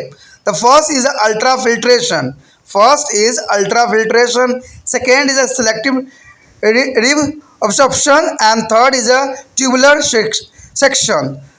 Tubular secretion is the most important here. The first is the ultrafiltration. So here each glomerulus is a capillary received to blood flowing to under high pressure through a branch of renal arteries. There is a continuous process of ultrafiltration. Ultrafiltration under to the pressure. All small molecules like a water, glucose, mineral, amino acid, urea, and uric acid are filtered out of the blood plasma into the Bowman capsule through their capillaries wall. Protein remain in the glomerular blood. Thus is the protein free filtrate is collected in the lamens of the dominus capsule. The hydrostatic pressure of the circulating blood provides the pressure for filtrations. And second is a selective absorption of the tubular absorption. Then as the regular filter flow through their tubulus, several substances useful to their body such as glucose and amino acid and mineral iron need to maintain the water and salt balance are absorbed through their balls of renal tubulus. The blood capillary passing over the nephron absorb their substance. The first is about 65% to 85% of filtered is resolved to the proximal converted tubulus. It means PCT, and is include to water, glucose, amino acid, and salt. And second is about 5% of water is absorbed in the descending limbs. And C is ascending limbs is impermeable to the water, and as only salt are is bed to air. And D is in the distal conventional tubulus DCT, and the collection duct of sodium positive is resolved under to the filtrate of the hormones aldosterone. The hormone is aldosterone secreted by the adrenal cortex, and the water absorbed under to influence of ADH antidiuretic hormones secreted by the posterior pituitary. And third is tubular secretions. The cell of the renal tubulus also directly secrete the content to unwanted substance from to the blood into the filter. This includes uric acid, means K positive ion, and ammonia. The filter is known as the urine. There is storage of urine here. The urine pass into the urinary bladder is why urethra and the stored there. The bladder can be hauled up 400 to 500 centimeter of urine. When about 200 centimeter cubes or more urine get collected in their urine bladder. Friends, the most important thing here is a bladder can be hold 400 to 500 centimeter cube of urine, and 200 centimeter cube or more urine get collected to urine bladder, scratching receptor and stimulate or leading to be desired to the discharge urine. दोस्तों यहाँ पर बहुत important बात आ गया है कि मूत्र निर्माण। देखिए जो मूत्र का निर्माण होता है वो किस प्रकार होता है। कहते हैं बोका कि नेफ्रॉन जो सर्जित और प्रासरण नियम कार्यों को जो निम्नलिखित चरण में पूरा करती है, यानी मूत्र निर्माण की जो प्रक्रिया होती है यहाँ पर कहते हैं 3 चरण में जो है कंप्लीट होती है। पहला जो है अल्ट्रा फिल्ट्रेशन, जिसको हम परनिष्पादन कहते हैं, परनिष्पेदन कहते हैं, जैसे अल्ट्रा फिल्ट्रेशन का नाम दिया गया है। दूसरा है चयनात्मक पुण्य अवशोषण। चयनात्मक पुण्य अवशोषण मीन्स है सिलेक्टेड रिजर्व ऑब्जेक्शंस। एंड जो थर्ड है वो है नालिकाएं स्वैत, यानी ट्यूबुलर सिक्रेशन, नालिका स्वैत। ठीक है, तो पहला जो आता है हमारे दोस्तों प्राणियदन यानी प्राणियदन यानी अल्ट्रा फिल्ट्रेशन है। देखिए अल्ट्रा फिल्ट्रेशन की अपनी एक भूमिका है। कहते हैं प्रत्येक कोशिका गुच्छा की कोशिका में रुधिर बुका धमनी की एक शाखा से उच्च दाब के साथ आता है, और यहाँ जो प्रतिनिपतन दाब के साथ निषेधन की प्रक्रिया अवांछनीय रूप से होती ही रहती है। सभी छोटी छोटी अणु जैसे जल, ग्लूकोज, यूरिया और यूरिक अम्ल को जो है रुधिर प्लाज्मा में से निषेधन हो जाते हैं, और ये जो कोशिका के भित्ति के जरिए जो है बेमेंस स्फुट में पहुंच जाते हैं, और प्रोटीन कोशिकाओं के गुच्छे के रुधिर से ही रह जाता है। इस प्रकार जो प्रोटीन मुक्त निष्पादन बोमेन जो स्फुटिक की अब कोशिकीय में जो है एकत्र हो जाता है, और निष्पादन के लिए आवश्यक दाब परिसंचारित रुधिर को जो है द्रव्य शैक्षिक दाब से प्राप्त होती है। उसके पश्चात हमारे समक्ष जो है दूसरा पॉइंट जिसको हम सिलेक्टेड जो है रीअब्जॉर्प्शन कहते हैं, यानी चयनात्मक पुण्य अवशोषण या नालिकीय जो है पुण्य अवशोषण कहलाता है। इसमें बात यही आती है कि जो है कोशिका गुच्छ निषेधन जब नालिकाओं में से होकर गुजरता है तब उसमें से शरीर के लिए अनेक आवश्यक पदार्थ जैसे ग्लूकोज और अमीनो अम्ल और खनिज आयन जो जल और लवण के बीच संतुलन बनाए रखने के लिए आवश्यक होता है। कहते हैं भूख नालिकाओं की जो है भित्तियाँ के जरिए पुण्य अवशोषित भी कर लिया जाता है, और यहाँ भूख यानी नेफ्रॉन के ऊपर से होकर ये गुजरती है और रुधिर कोशिकाओं को उन पदार्थों को अवशोषण भी कर लेती है। कहते हैं इसमें कुछ बातें दिखाई गई है जिसमें कुछ पॉइंट जो दर्शाया गया है। कहते हैं निषादन का जो है लगभग 65 से 85% भाग समापक्ष या सर्वित नालिका यानी जो है पीसीटी में पुण्य अवशोषित हो जाता है। इसमें जल जो है ग्लूकोज, एमिनो अम्ल और लवण आदि शामिल होते हैं। देखिए यहाँ जो पीसीटी में जो अवशोषित होती है ऑब्जॉर्प्शन होता है वो होता है जल, ग्लूकोज और एमिनो अम्ल। कहते हैं लगभग 5% जल का पुण्य अवशोषण अवरोही भुजा में ही हो जाता है, यानी 5% जल का जो है यहीं पे जो है अवशोषित हो जाता है, यानी वो अब्जॉर्ब कर लेता है। अवरोही भुजा जल के लिए अप्रास्य होती है, अंततः केवल लवणों को ही यहाँ पुण्य अवशोषित होता है। इसमें जो बताया गया दूरस्थ सर्वाधिक नालिका यानी डीसीटी। देखिए डीसीटी का अपना एक कार्य होता है, और ये संग्रह नालिका में जो है एल्डोस्टेरोन हार्मोन का जो है स्वतंत्र करता है। एल्डोस्टेरोन हार्मोन जो होता है बहुत इंपॉर्टेंट होता है, और इसको काफ़ी जो है सिक्रेशन जो है अधिक बोकक लिक्विड द्वारा संवर्धित किया जाता है, यानी ये जो है बेलकुड यानी मेडुलास में जो है संवर्धित होती है कि प्रभाव में जो है सोडियम का पुण्य अवशोषित हो जाता है। तब पश्चात पीयूष ग्रंथि द्वारा स्वेत एडीएच यानी एंटी डायरेक्टिक्स हार्मोन प्रतिमूलक हार्मोन के प्रभाव से जल का पुण्य अवशोषित हो जाता है। उसके पश्चात हमारे समझ है नालिकीय स्वेद, यानी इसका मतलब यही दोस्तों हुआ कि बुक नालिका कोशिका कुछेकर अवांछनीय पदार्थ को सीधे ही रुधिर में निष्पादन में संवर्धित कर देता है। इसमें यूरिक अम्ल के पॉजिटिव यानी पोटाशियम, आयरन, अमोनिया आदि सम्मिलित होते हैं। कहते हैं निषेधन को अब जो है मूत्र कह सकते हैं, यानी ये जो है मूत्र अब बन गया है। यहाँ पर एक बात इंपॉर्टेंट रखती है कि मूत्र का संयोजन जो होती है ये मूत्रवाहिनी में से गुजरता हुआ मूत्राशय में जाकर संचलित हो जाती है। मूत्राशय में लगभग कहते हैं कि 400 से 500 घन सेंटीमीटर मूत्र संचरित कर सकता है। जब ये लगभग 200 घन सेंटीमीटर अथवा अधिक मूत्र मूत्राशय में एकत्र हो जाता है तब विद्युत ग्राही यानी स्ट्रेचिंग रिसेप्टर ग्रोधित हो जाती है, जिसके कारण मूत्र त्यागने का इच्छा होने लग जाता है। तो इस प्रकार जो है यहाँ पर कार्य संपन्न होती है। The next topic is consumption of the urine. Here is chosen table consumption of urine. There is a component, amount of day, component and case.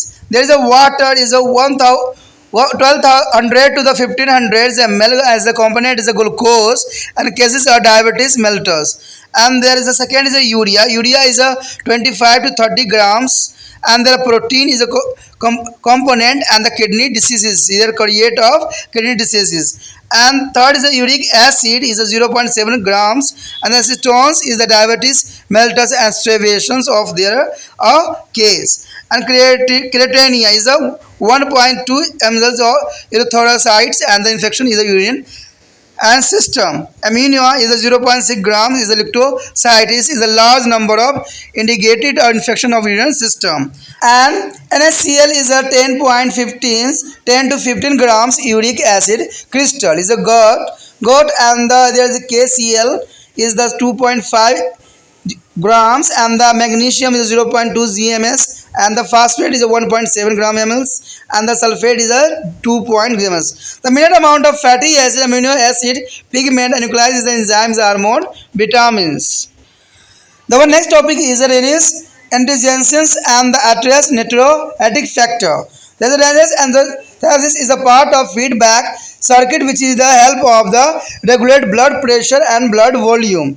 There is, so in the picture, there is the afferent arteriole GA and gloriosus and Brown's capsule. There is a you know that is a nephron and the structurally and the functionally unit of human kidney as the custard of the capillary is called the glomerulus. Glomerulus is the cause of the location from the nodules to unit of 14 and summit is a 1433. There near the arteries supplying of their glomerulus is like a specialized tissue called to the gustoglomerular aperture, means GGA.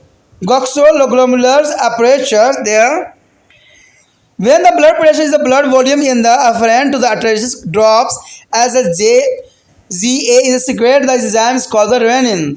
And the renin is a convert to the plasma protein called to the angiostensin into the androstenins is a two which act like a hormones constrict their arterioles, which is their turn elevated to blood pressure. Androstenins is a two as also stimulate the proximal conventional tubulus, means PCT of nephron. Again recall the structure of nephron to be reabsorb more salt and water, so that salt and water scattered in their urines are reduced. As a consequence, blood volume and blood pressures both increase. The angiostensin 2 also stimulate iron gland to relax to the hormone aldosterone, which is the make a distal tubulus of nephron to absorb the sodium and water. This will also increase the blood volumes of blood pressure. Here show the flow chart. There is important. There is when the blood pressures and the volume are lower due to the dehydration, loss of blood. There is JGA is renals as the androstensin 2, adrenal gland, and aldosterone. There is a converted sodium H2O resorption of distal tubulus, and there are constant arteries are there. Increased salt and the H2O absorption of the proximal convert to the PCT, and there hemostasis by the increasing blood volume and pressure. There is a angiogenesis system of regulating blood volume and blood pressure for here. There is an antiterrotic factor. The antiterrotic factor is a powerful as a vasodilator and the polipeptidase hormone. Secreted by the cells of heart muscles and monocyte or muscle cell. It is released in the arteries of the heart is a response to the high blood pressure and is involved in the hemostatic control of water, sodium, potassium and fat in body. There is important work for the antiterrotic factor. There is a hemostatic is a control of water. There is a control of water, sodium, potassium and fat in our body. तो यहाँ पर जो है मूल्य घटक के रूप में आपके समक्ष है। देखिए इसमें मूत्र के संघटक कौन कौन से होते हैं, अगर आप जानोगे तो समझोगे तो समझ में आएगा कि जो मूत्र बनते हैं उनमें कौन कौन से घटक होते हैं। देखिए कहते हैं कि इसमें जल जो होती है 1200 से लेकर 1500 मिलीमीटर तक होती है। इसमें घटक जो होती है ग्लूकोज होती है जो कि मधुमेह के कारण होती है।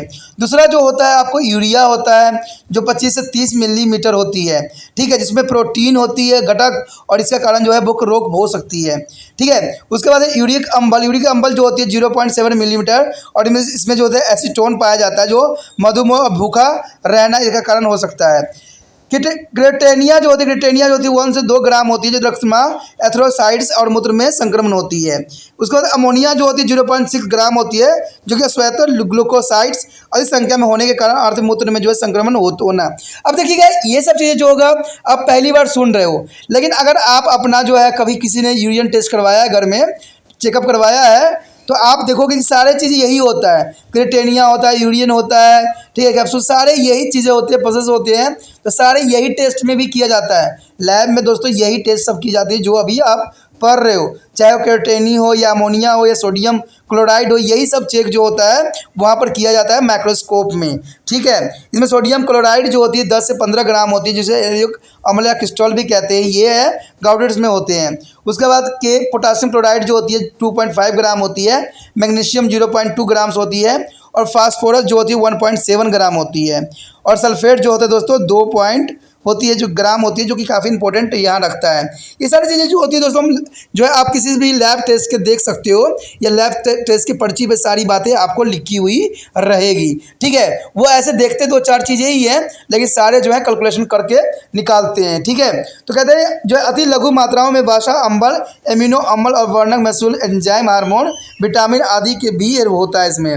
उसके पश्चात हमारे समक्ष जो है इंपॉर्टेंट यही टॉपिक भी है, कहते हैं कि रेनिन एंजियोस्टेनिस को अलिंदा या लवण मूत्र कारक क्या होती है। अब देखिए यहाँ पर बोमेन जो स्पुट आप देखोगे, बोमेन स्पुट जो है ट्यूब्स, ये काफ़ी इंपॉर्टेंट रहता है एग्जाम व्यू से, ठीक है। यहाँ पर ही जो होता है ब्लड का जो है छन्ना शुरू होता है, यानी रेनिन जो है एंजियोस्टेनिस जो है पश्चभरण प्रवेता का एक भाग है जो कि रुधिर दाब और रुधिर आयतन का जो है विनियम करने में सहायता करता है। यानी यह जो है रुधिर दाब और रुधिर आयतन का जो है विनियम करने के लिए अत्यंत महत्वपूर्ण योगदान यहाँ पर ये देता है। हम जानते हैं कि जो आपको पता है किडनी जो होती है, यानी जो नेफ्रॉन में जो मानव बुक्का की संरचना और कार्यात्मक इकाई होती है, यानी किडनी में जो है नेफ्रॉन, ठीक है, इसका जो होता है संरचनात्मक और कार्यात्मक इकाई होती है, यानी इसका स्ट्रक्चरल एंड फंक्शनल बहुत इंपॉर्टेंट वर्क होता है, जो कि एक कोशिका गुच्छा नामक कोशिकाओं का एक गुच्छा सा दिखता है आपको। अगर आप देखोगे तो गुच्छा सा दिखता है, इसमें 2 मेडुला के 2 होते हैं, जो होता है यूनिट के जो होते हैं 14-3-3 से इसको कोशिका गुच्छ की स्थिति को पुण्य समरण किया जा सकता है।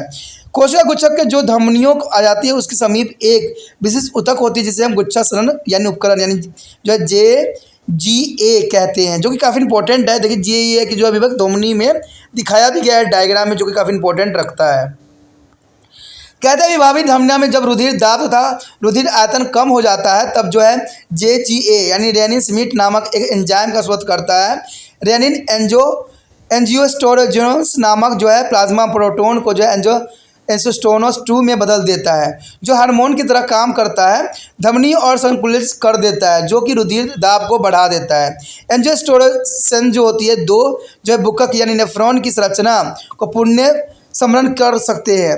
क्रिस्करस के संबंधित नालिका PTA को भी उद्दीपित करती है, जो कि अधिक मात्रा में लवण जल को अवशोषित कर लेती है, ताकि मूत्र द्वारा जो है उत्सर्जन की मात्रा में लवण और जल की मात्रा कम हो जाते हैं।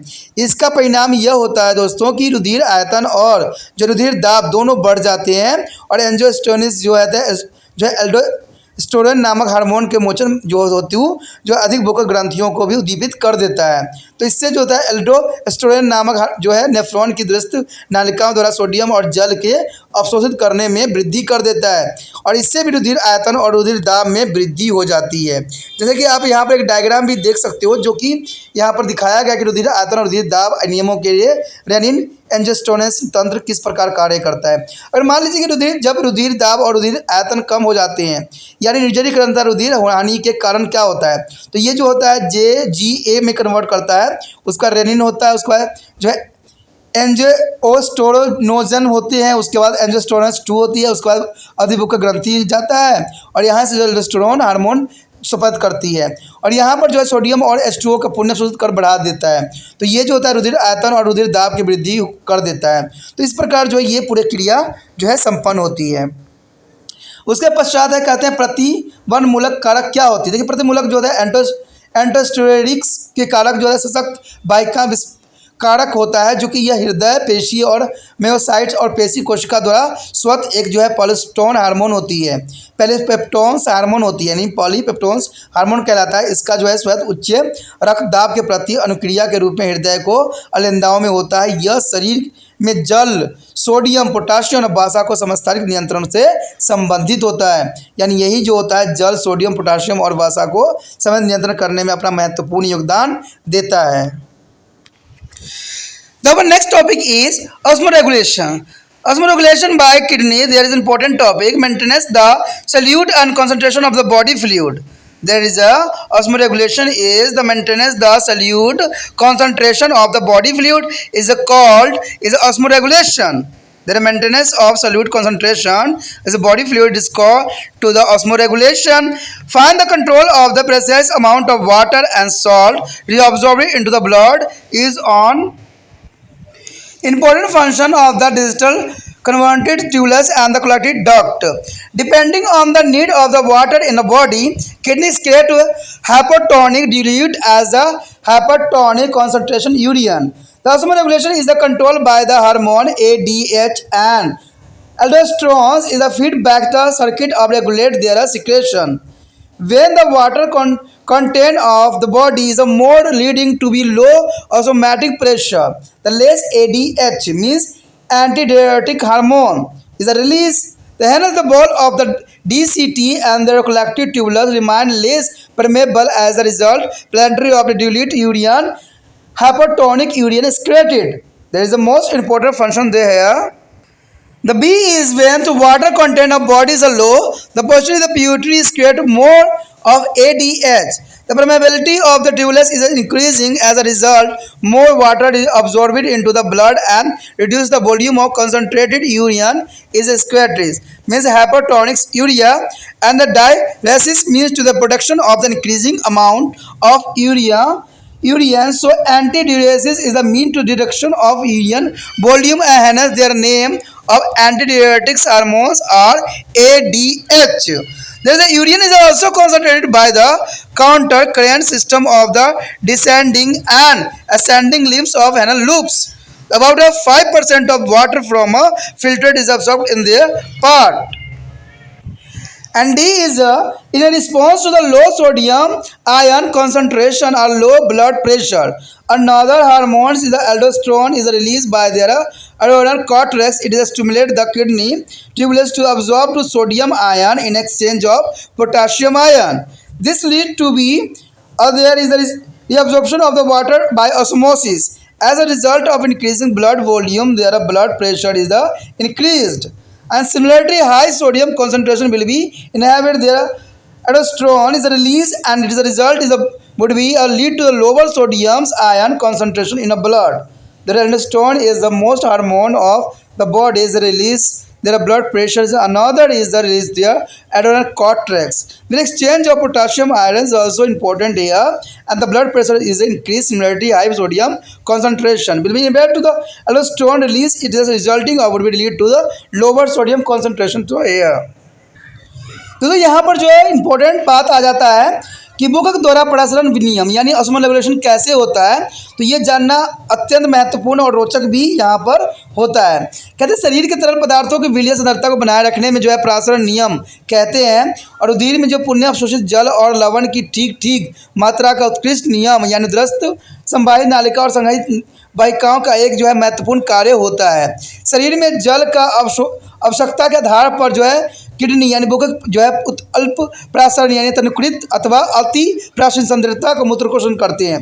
देखिए दोस्तों, ये बात तो बहुत इंपॉर्टेंट यहाँ पर आता है कि जैसे हमारे शरीर में जो है कार्य होती है, जैसा हम कार्य करते हैं, वैसा ही किडनी जो है अपना कार्य करता है। इसके लिए वो जो है अल्प प्रासरी और जो है अति प्रासरी नियम का जो है कार्य करती है। अल्प प्रासरी का मतलब समझ ही गए होंगे कि जो किडनी कम मात्रा में जो है किडनी प्रासरण करती है, और अति मतलब होता है अधिक। तो ये बातें काफ़ी इंपॉर्टेंट यहाँ पर रखता है। कहते हैं प्रासरण नियम का नियंत्रण हार्मोन जो है ADH करता है, यानी प्रासरण नियम जो होती है इसका जो कंट्रोलर होता है वो कौन होता है, ADH एल्डोस्टेरोन द्वारा होता है, और इसके स्वतंत्र का नियम जो है पुनरारंभ परिप्रथ द्वारा किया जाता है। अब कहते हैं इसमें कई बातें जो है काफ़ी इंपॉर्टेंट यहाँ पर रखता है। जैसे पहला है कि शरीर में जल की मात्रा अधिक होने पर प्रासरण दाब कम हो जाता है, और एडीएच प्रतिमूलक यानी हार्मोन एंटी डायरेटिक्स हार्मोन कम मात्रा में नियुक्त होती है। यहाँ पर डीसीटी और संग्राही वाहिनियों की भित्तियों कम प्रासरण बनी रहती है, और इसका परिणाम ये होता है दोस्तों कि बड़ी मात्रा में जो है तनुमूत्र यानी अल्प प्रसारी मूत्र का उत्सर्जन होता है, यानी अधिक अमाउंट में जो है अल्पसारी मूत्र का निर्माण हो जाता है, जो कि सही नहीं रहता है। कहते हैं ख पार्ट इसकी जो क्या आएगी अगली पार्ट जो है कि शरीर में जल की मात्रा कम होने पर पश्च यानी पिट्यूटरी ग्रंथि अधिक एडीएच का स्राव करने लग जाती है। यानी मूत्र जब कम होने लग जाता है तो पीयूष जो है ग्रंथि यानी जो कंट्रोलर, देखिए जो पिट्यूटरी ग्लैंड है उसको जो हार्मोनों कंट्रोलर का भी कंट्रोलर कहा जाता है, यानी सभी जो हार्मोन्स को जो है यही कंट्रोल करती है। पिट्यूटरी ग्लैंड जो है ग्रंथि करती है, जिसको एडी से स्वस्थ करती है। नालिकाओं की प्रेशर बढ़ जाती है, और इसका परिणाम ये होता है कि यहाँ जो होती है आपको कि रुधिर में अधिक मात्रा में जल का अवशोषण कर लिया जाता है, यानी रुधिर में जो है जल की अधिक मात्रा अवशोषित कर लिया जाता है, और कम मात्रा में संतता मूत्र जो है अति प्राशित मूत्र का उत्सर्जन कर देता है। और जो इसमें आपने देखोगे डायरोसिस यानी मूत्रलाता का अर्थ है कि बढ़ी हुई मात्रा में मूत्र का निकलना, अंत अतिमूत्रता का अर्थ हुआ कि मूत्र की जो है मात्रा कम हो जाना, और यही कारण है कि इसे हार्मोन का जो है प्रतिमूलक हार्मोन एंटी डायरेटिक हार्मोन तथा एडीएच नाम दिया गया था। कहते हैं उसके पश्चात जो है मूत्र की सांद्रता जो है हेलन लूप की अवरोधी और आरोहित भुजाओं के प्रतिधारा तंत्र यानी काउंटर करेंट सिस्टम से भी होती है। यानी इसका जो है दोस्तों ये होती है कि अवरोही जो होती है मूत्रधारा का तंत्र जो होती है वो है काउंटर करेंट सिस्टम से भी होती है। निष्पादन में लगभग 5% जो है जल का अवशोषण इसी तंत्र के द्वारा ही होता है। उसके पश्चात है निम्न सोडियम आयन सांद्रता अर्थात निम्न रक्तदाब के प्रति जो है अनुक्रिया के ऊपर में एड्रेनल्स वैकुल्ट के एक अन्य हार्मोन जिसको हम एंडोस्ट्रोजन निकलता है। ये बुक्क नालिकाओं की जो है पोटाशियम आयनों के बदले सोडियम आयनों के अवशोषण के लिए उद्दीपित भी करता है। और कहते हैं प्राशन द्वारा जल का अवशोषण कर लिया जाता है। इसके परिणाम स्वरूप ये होता है कि रुधिर के बढ़े हुए आयतन के कारण सख्त दाब बढ़ जाती है, रक्तदाब जो है बढ़ जाता है। इसी कारण सोडियम की बढ़ी हुई सांद्रता होने पर जो है एल्डोस्टेरोन का निकलना संबंधित हो जाती है, जिसके फलस्वरूप जो रुधिर में सोडियम आयन सांद्रता कम हो जाती है। ठीक है, जिसके बारे में हम आगे भी जानेंगे। Our next topic is hemodialysis and kidney transplantation. There is an important topic here, hemodialysis. Hemodialysis mean is a kidney transplantation. The hemodialysis is the most important. There are kidney failure patient. There are kidney failure patient is the hemodialysis is an important method. There is a save the life. Yeah, this is called to the kidney transplantation. There are blood urea lead to the rise to abnormal uraniums as a patient suffering from a kidney failure. In such a patient is the artificial kidney is used by the removing excess urine from a body by process called to the hemodialysis. The hemodialysis is the artificial kidney here. It is carried out in their following step. The first is the blood is taken out from the arteries and the patient as a cold to the 0 Celsius. The blood is tend to pass through the cellophonous tubes of the artificial kidney. A cellophonous is permeable to the macromolecules such as urea, uric acid and mineral iron. It is not permeable to the macromolecules such as a plasma, means is a plasma protein. The next point is outside the cellophonous tube is the dialysing fluid, which has some solute like those is a blood plasma, but not nitrogen molecules like urea and uric acid. There is outside the cellophonous tube dialysis fluid, which has some solute like blood plasma, but not nitrogen molecules like urea and uric acid. And then there is a nitrogenous is the compound formed within the cellophonous is a tube as a flow into the dialysis fluid by diffusion. There is a diffusion is the dialysis fluid to by the blood coming out of the artificial kidney is a vomit to body temperature. The blood coming out of the artificial kidney is a vomit to the body temperature are returned to the vena of the patient. Friend, here to show the artificially transplantation of the kidney. There is dialysis here. There is anticoagulation added to here. There is dialysis out and there is a fresh dialysis in. The blood returned to patient and blood traps and there is a dialysis of the patient of kidney failure. Here show the diagram is a patient's kidney and the arteries venous cava and transplanted kidney here. There is artificial kidney is here of attached those and their kidneys uterus ureteric venous like arteries and bladder. There is the other side is the excess salt, excess water, urea, toxic, and the glucose and dissolve the protein that blood cells also and purified blood return to the body and fresh dialysis flowing to power. There is a kidney is a failure patient for the dialysis and here. The kidney transplantation is if the kidney failure cannot be treated by their other available means, the kidney transplantation is a advice. The donated kidney may be come from the living person or donor who has recently died, and the genetic make of the donor should be close to the patient as a possible. That is, if they are donated by the close relation, it reduces the chance of rejections. The drugs are, however, used to prevent or rejection of the transplantation kidney by their body. The one last topic is the role of liver in excretion. It is a excrete of bile pigment, is a cholesterol, drugs, and some vitamins. The role of liver is excretion is the cholesterol, drugs, and some vitamins, and it excrete all the above mentioned substance in the bile will the flow into the small intestine and form there. This is get removed with the feces. And formation of a uric and uric acid from ammonia also take place in the liver, and these are removed from a body by the kidney. देखिए दोस्तों यहाँ पर जो है बहुत important topic है कि रुधिर अवरोहण यानी हेमोडायलिसिस। देखिए हेमोडायलिसिस या जो है बुक प्रतिरोपण यानी जो है प्लांटेशन यानी किडनी के जो अगर मान लीजिए कोई फेलियर पेशेंट है तो उसको हम कैसे जो है बचा सकते हैं, तो इसके लिए जो है हम हेमोडायलिसिस भी कर सकते हैं या उसको जो है प्लांटेशन के रिगार्डिंग उसको जो है दूसरा किडनी दे सकते हैं। अब दूसरा किडनी देते टाइम हमें किन किन बातों का ध्यान रखना है, आखिर कैसे ये होता है, इसका क्या मेंटेनेंस होती है, तो इसी विषय में हम यहाँ चर्चा करेंगे और जानेंगे कि क्या है। देखिए हेमोडायलिसिस जो है रुधिर अवरोहण कहलाता है, इसको कहते हैं। इसमें जो कहते हैं बुकपात यानी किडनी फेलियर पेशेंट के साथ ऐसा होता है, से ग्रसित रोगों से रुधिर में यूरिया की मात्रा जो है असाधारण यानी यूरेमिया रूप से बढ़ जाती है। ऐसे रोगों में रुधिर में से अतिरिक्त यूरिया के निकलने के लिए एक जो है कृत्रिम बुक का इस्तेमाल किया जो है एक आर्टिफिशियल किडनी का यहाँ पर प्रयोग किया जाता है। इस प्रक्रिया को जो है हेमोडायलिसिस कहते हैं, यानी जो आर्टिफिशियल किडनी हम इस्तेमाल करते हैं उसको हम दोस्तों क्या कहते हैं, हीमोडायलिसिस कहते हैं। ठीक है, ये प्रक्रिया में कुछ चरण जो है यहाँ पर दर्शाया गया है।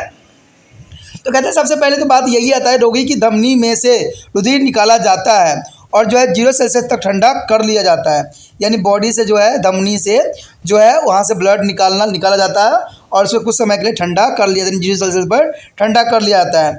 इस रुधिर को तब कृत्रिम बुक की सेलोफेन नालिका में होकर गुजारा जाता है। सेलोफोन सूक्ष्म अणुओं जैसे कि यूरिया, यूरिक अम्ल और खनिज आयरन के लिए प्रमुख होती है।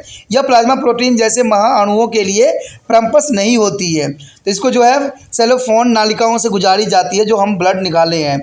उसके बाद क्या कहते हैं, सेलोफोन नालिका के बाहर अफवान यानी डायलोसिंग तरल होता है। डायलोसिंग तरल उसमें भरा हुआ होता है जिसमें रुधिर प्लाज्मा में पाए जाने वाले कुछ विलीय तो विद्यमान होते हैं, यानी कुछ विलीय जो होते हैं वहाँ पर ऑलरेडी प्रेजेंट होते हैं, लेकिन यूरिया, यूरिक अम्ल जैसे नाइट्रोजन युक्त अणु नहीं होते हैं। यानी इसमें जो है कहते हैं यूरिया, यूरिक अम्ल जैसे नाइट्रोजन अणु इसमें प्रेजेंट नहीं होते हैं। तो ये काफ़ी इंपॉर्टेंट बात यहाँ रखता है। इसलिए जो है सेलोफोन नालिका के भीतर जो है नाइट्रोजन यौगिक विसरण द्वारा अपवहन तरल में चले जाते हैं और कृत्रिम जो है किडनी जो आर्टिफिशियल किडनी में बाहर आने वाले रुधिर को शरीर के तापमान के बराबर गुणन बना दिया जाता है और फिर उसे शरीर के जरिए जो है रोगियों के शरीर वापस भेज दिया जाता है। यानी उसको जो है टेम्परेचर पूरा मेंटेनेंस किया जाता है, ठीक है, और टेम्परेचर मेंटेन करके फिर जो है पेशेंट वाले बॉडी में जो है इसको भेज दिया जाता है। तो इस प्रकार जो है डायलिसिस की जो है क्रियाएँ होती है। कहते हैं यहाँ पर आर्टिफिशियल आपको देख सकते हो, जैसे कि यहाँ पर दिखाया गया है कि देखोगे कि यहाँ पर ब्लड प्रेशर को जो है पंप लगा दिया गया है और जो है ब्लड यहाँ से निकाला जा रहा है और फिर दोबारा जो है इसको डायलिसिस करने की प्रक्रिया में पूरी प्रोसेसिंग यहाँ हो रहा है और अंदर आपको कुछ दिख रहा हुआ डॉट बने हुए हैं।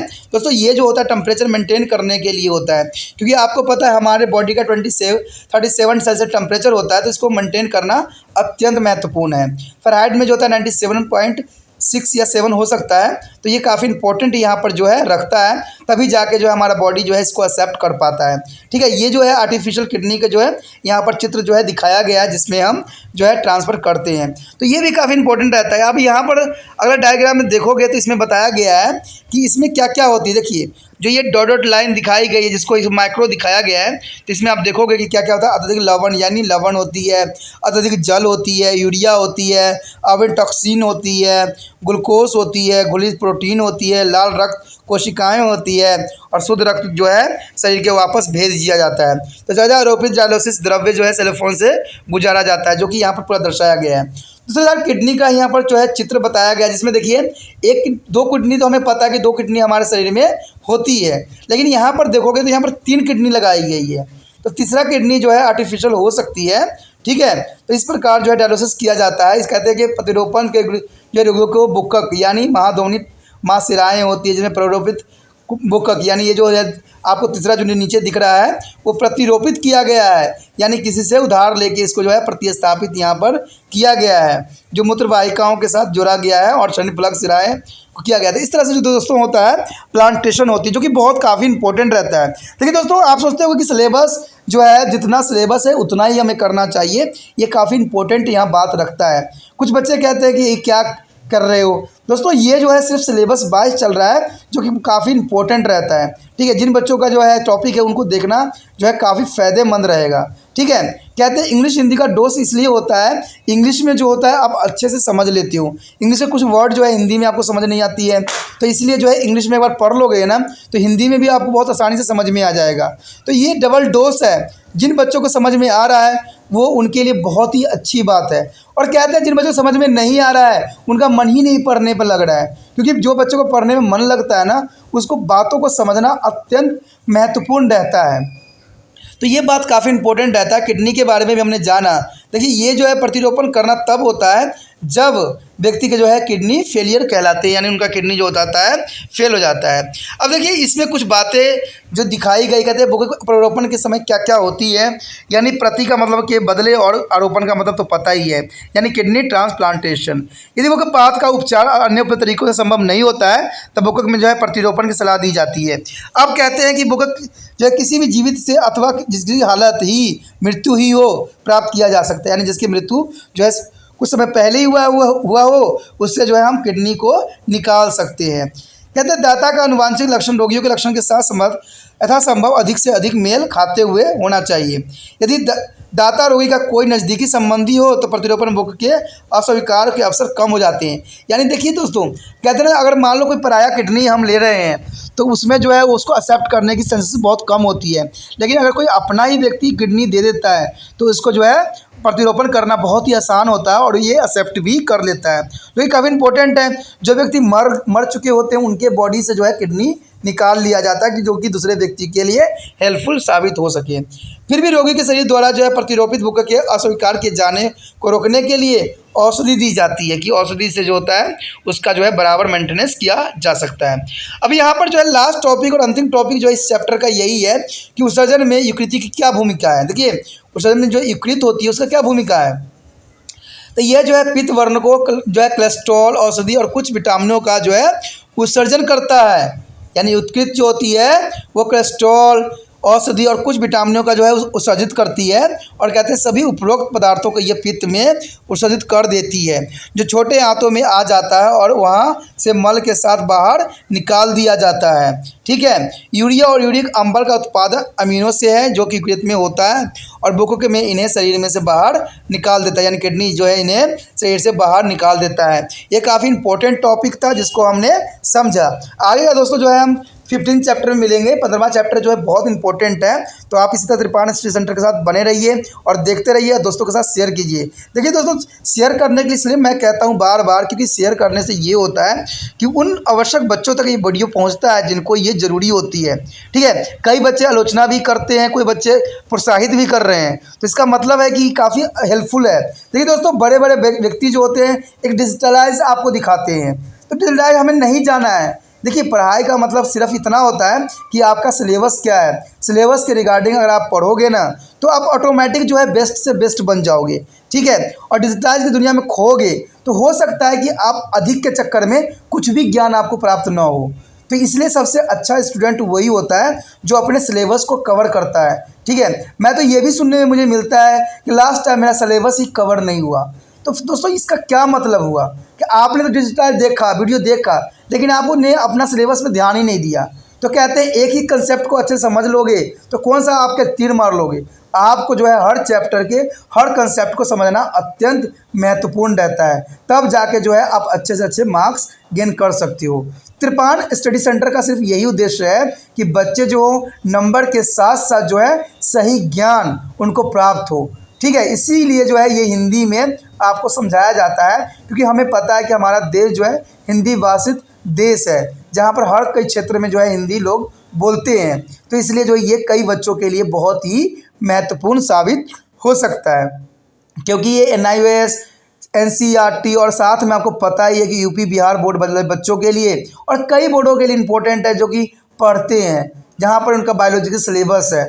तो मैं तो यही कहता हूँ उन बच्चों से जिनका ये सिलेबस मैच करता है वो इसको देखें और समझें, और साथ में दूसरे बच्चों को भी जो है इसमें भागीदारी बनाएं, क्योंकि इसे त्रिपान स्टडी सेंटर ने जो है एक चैन जो है एक बनाया है, जिसमें आपको जो है अपने व्हाट्सएप स्टेटस पे इसको लगाना है और दूसरे बच्चों को शेयर करना है।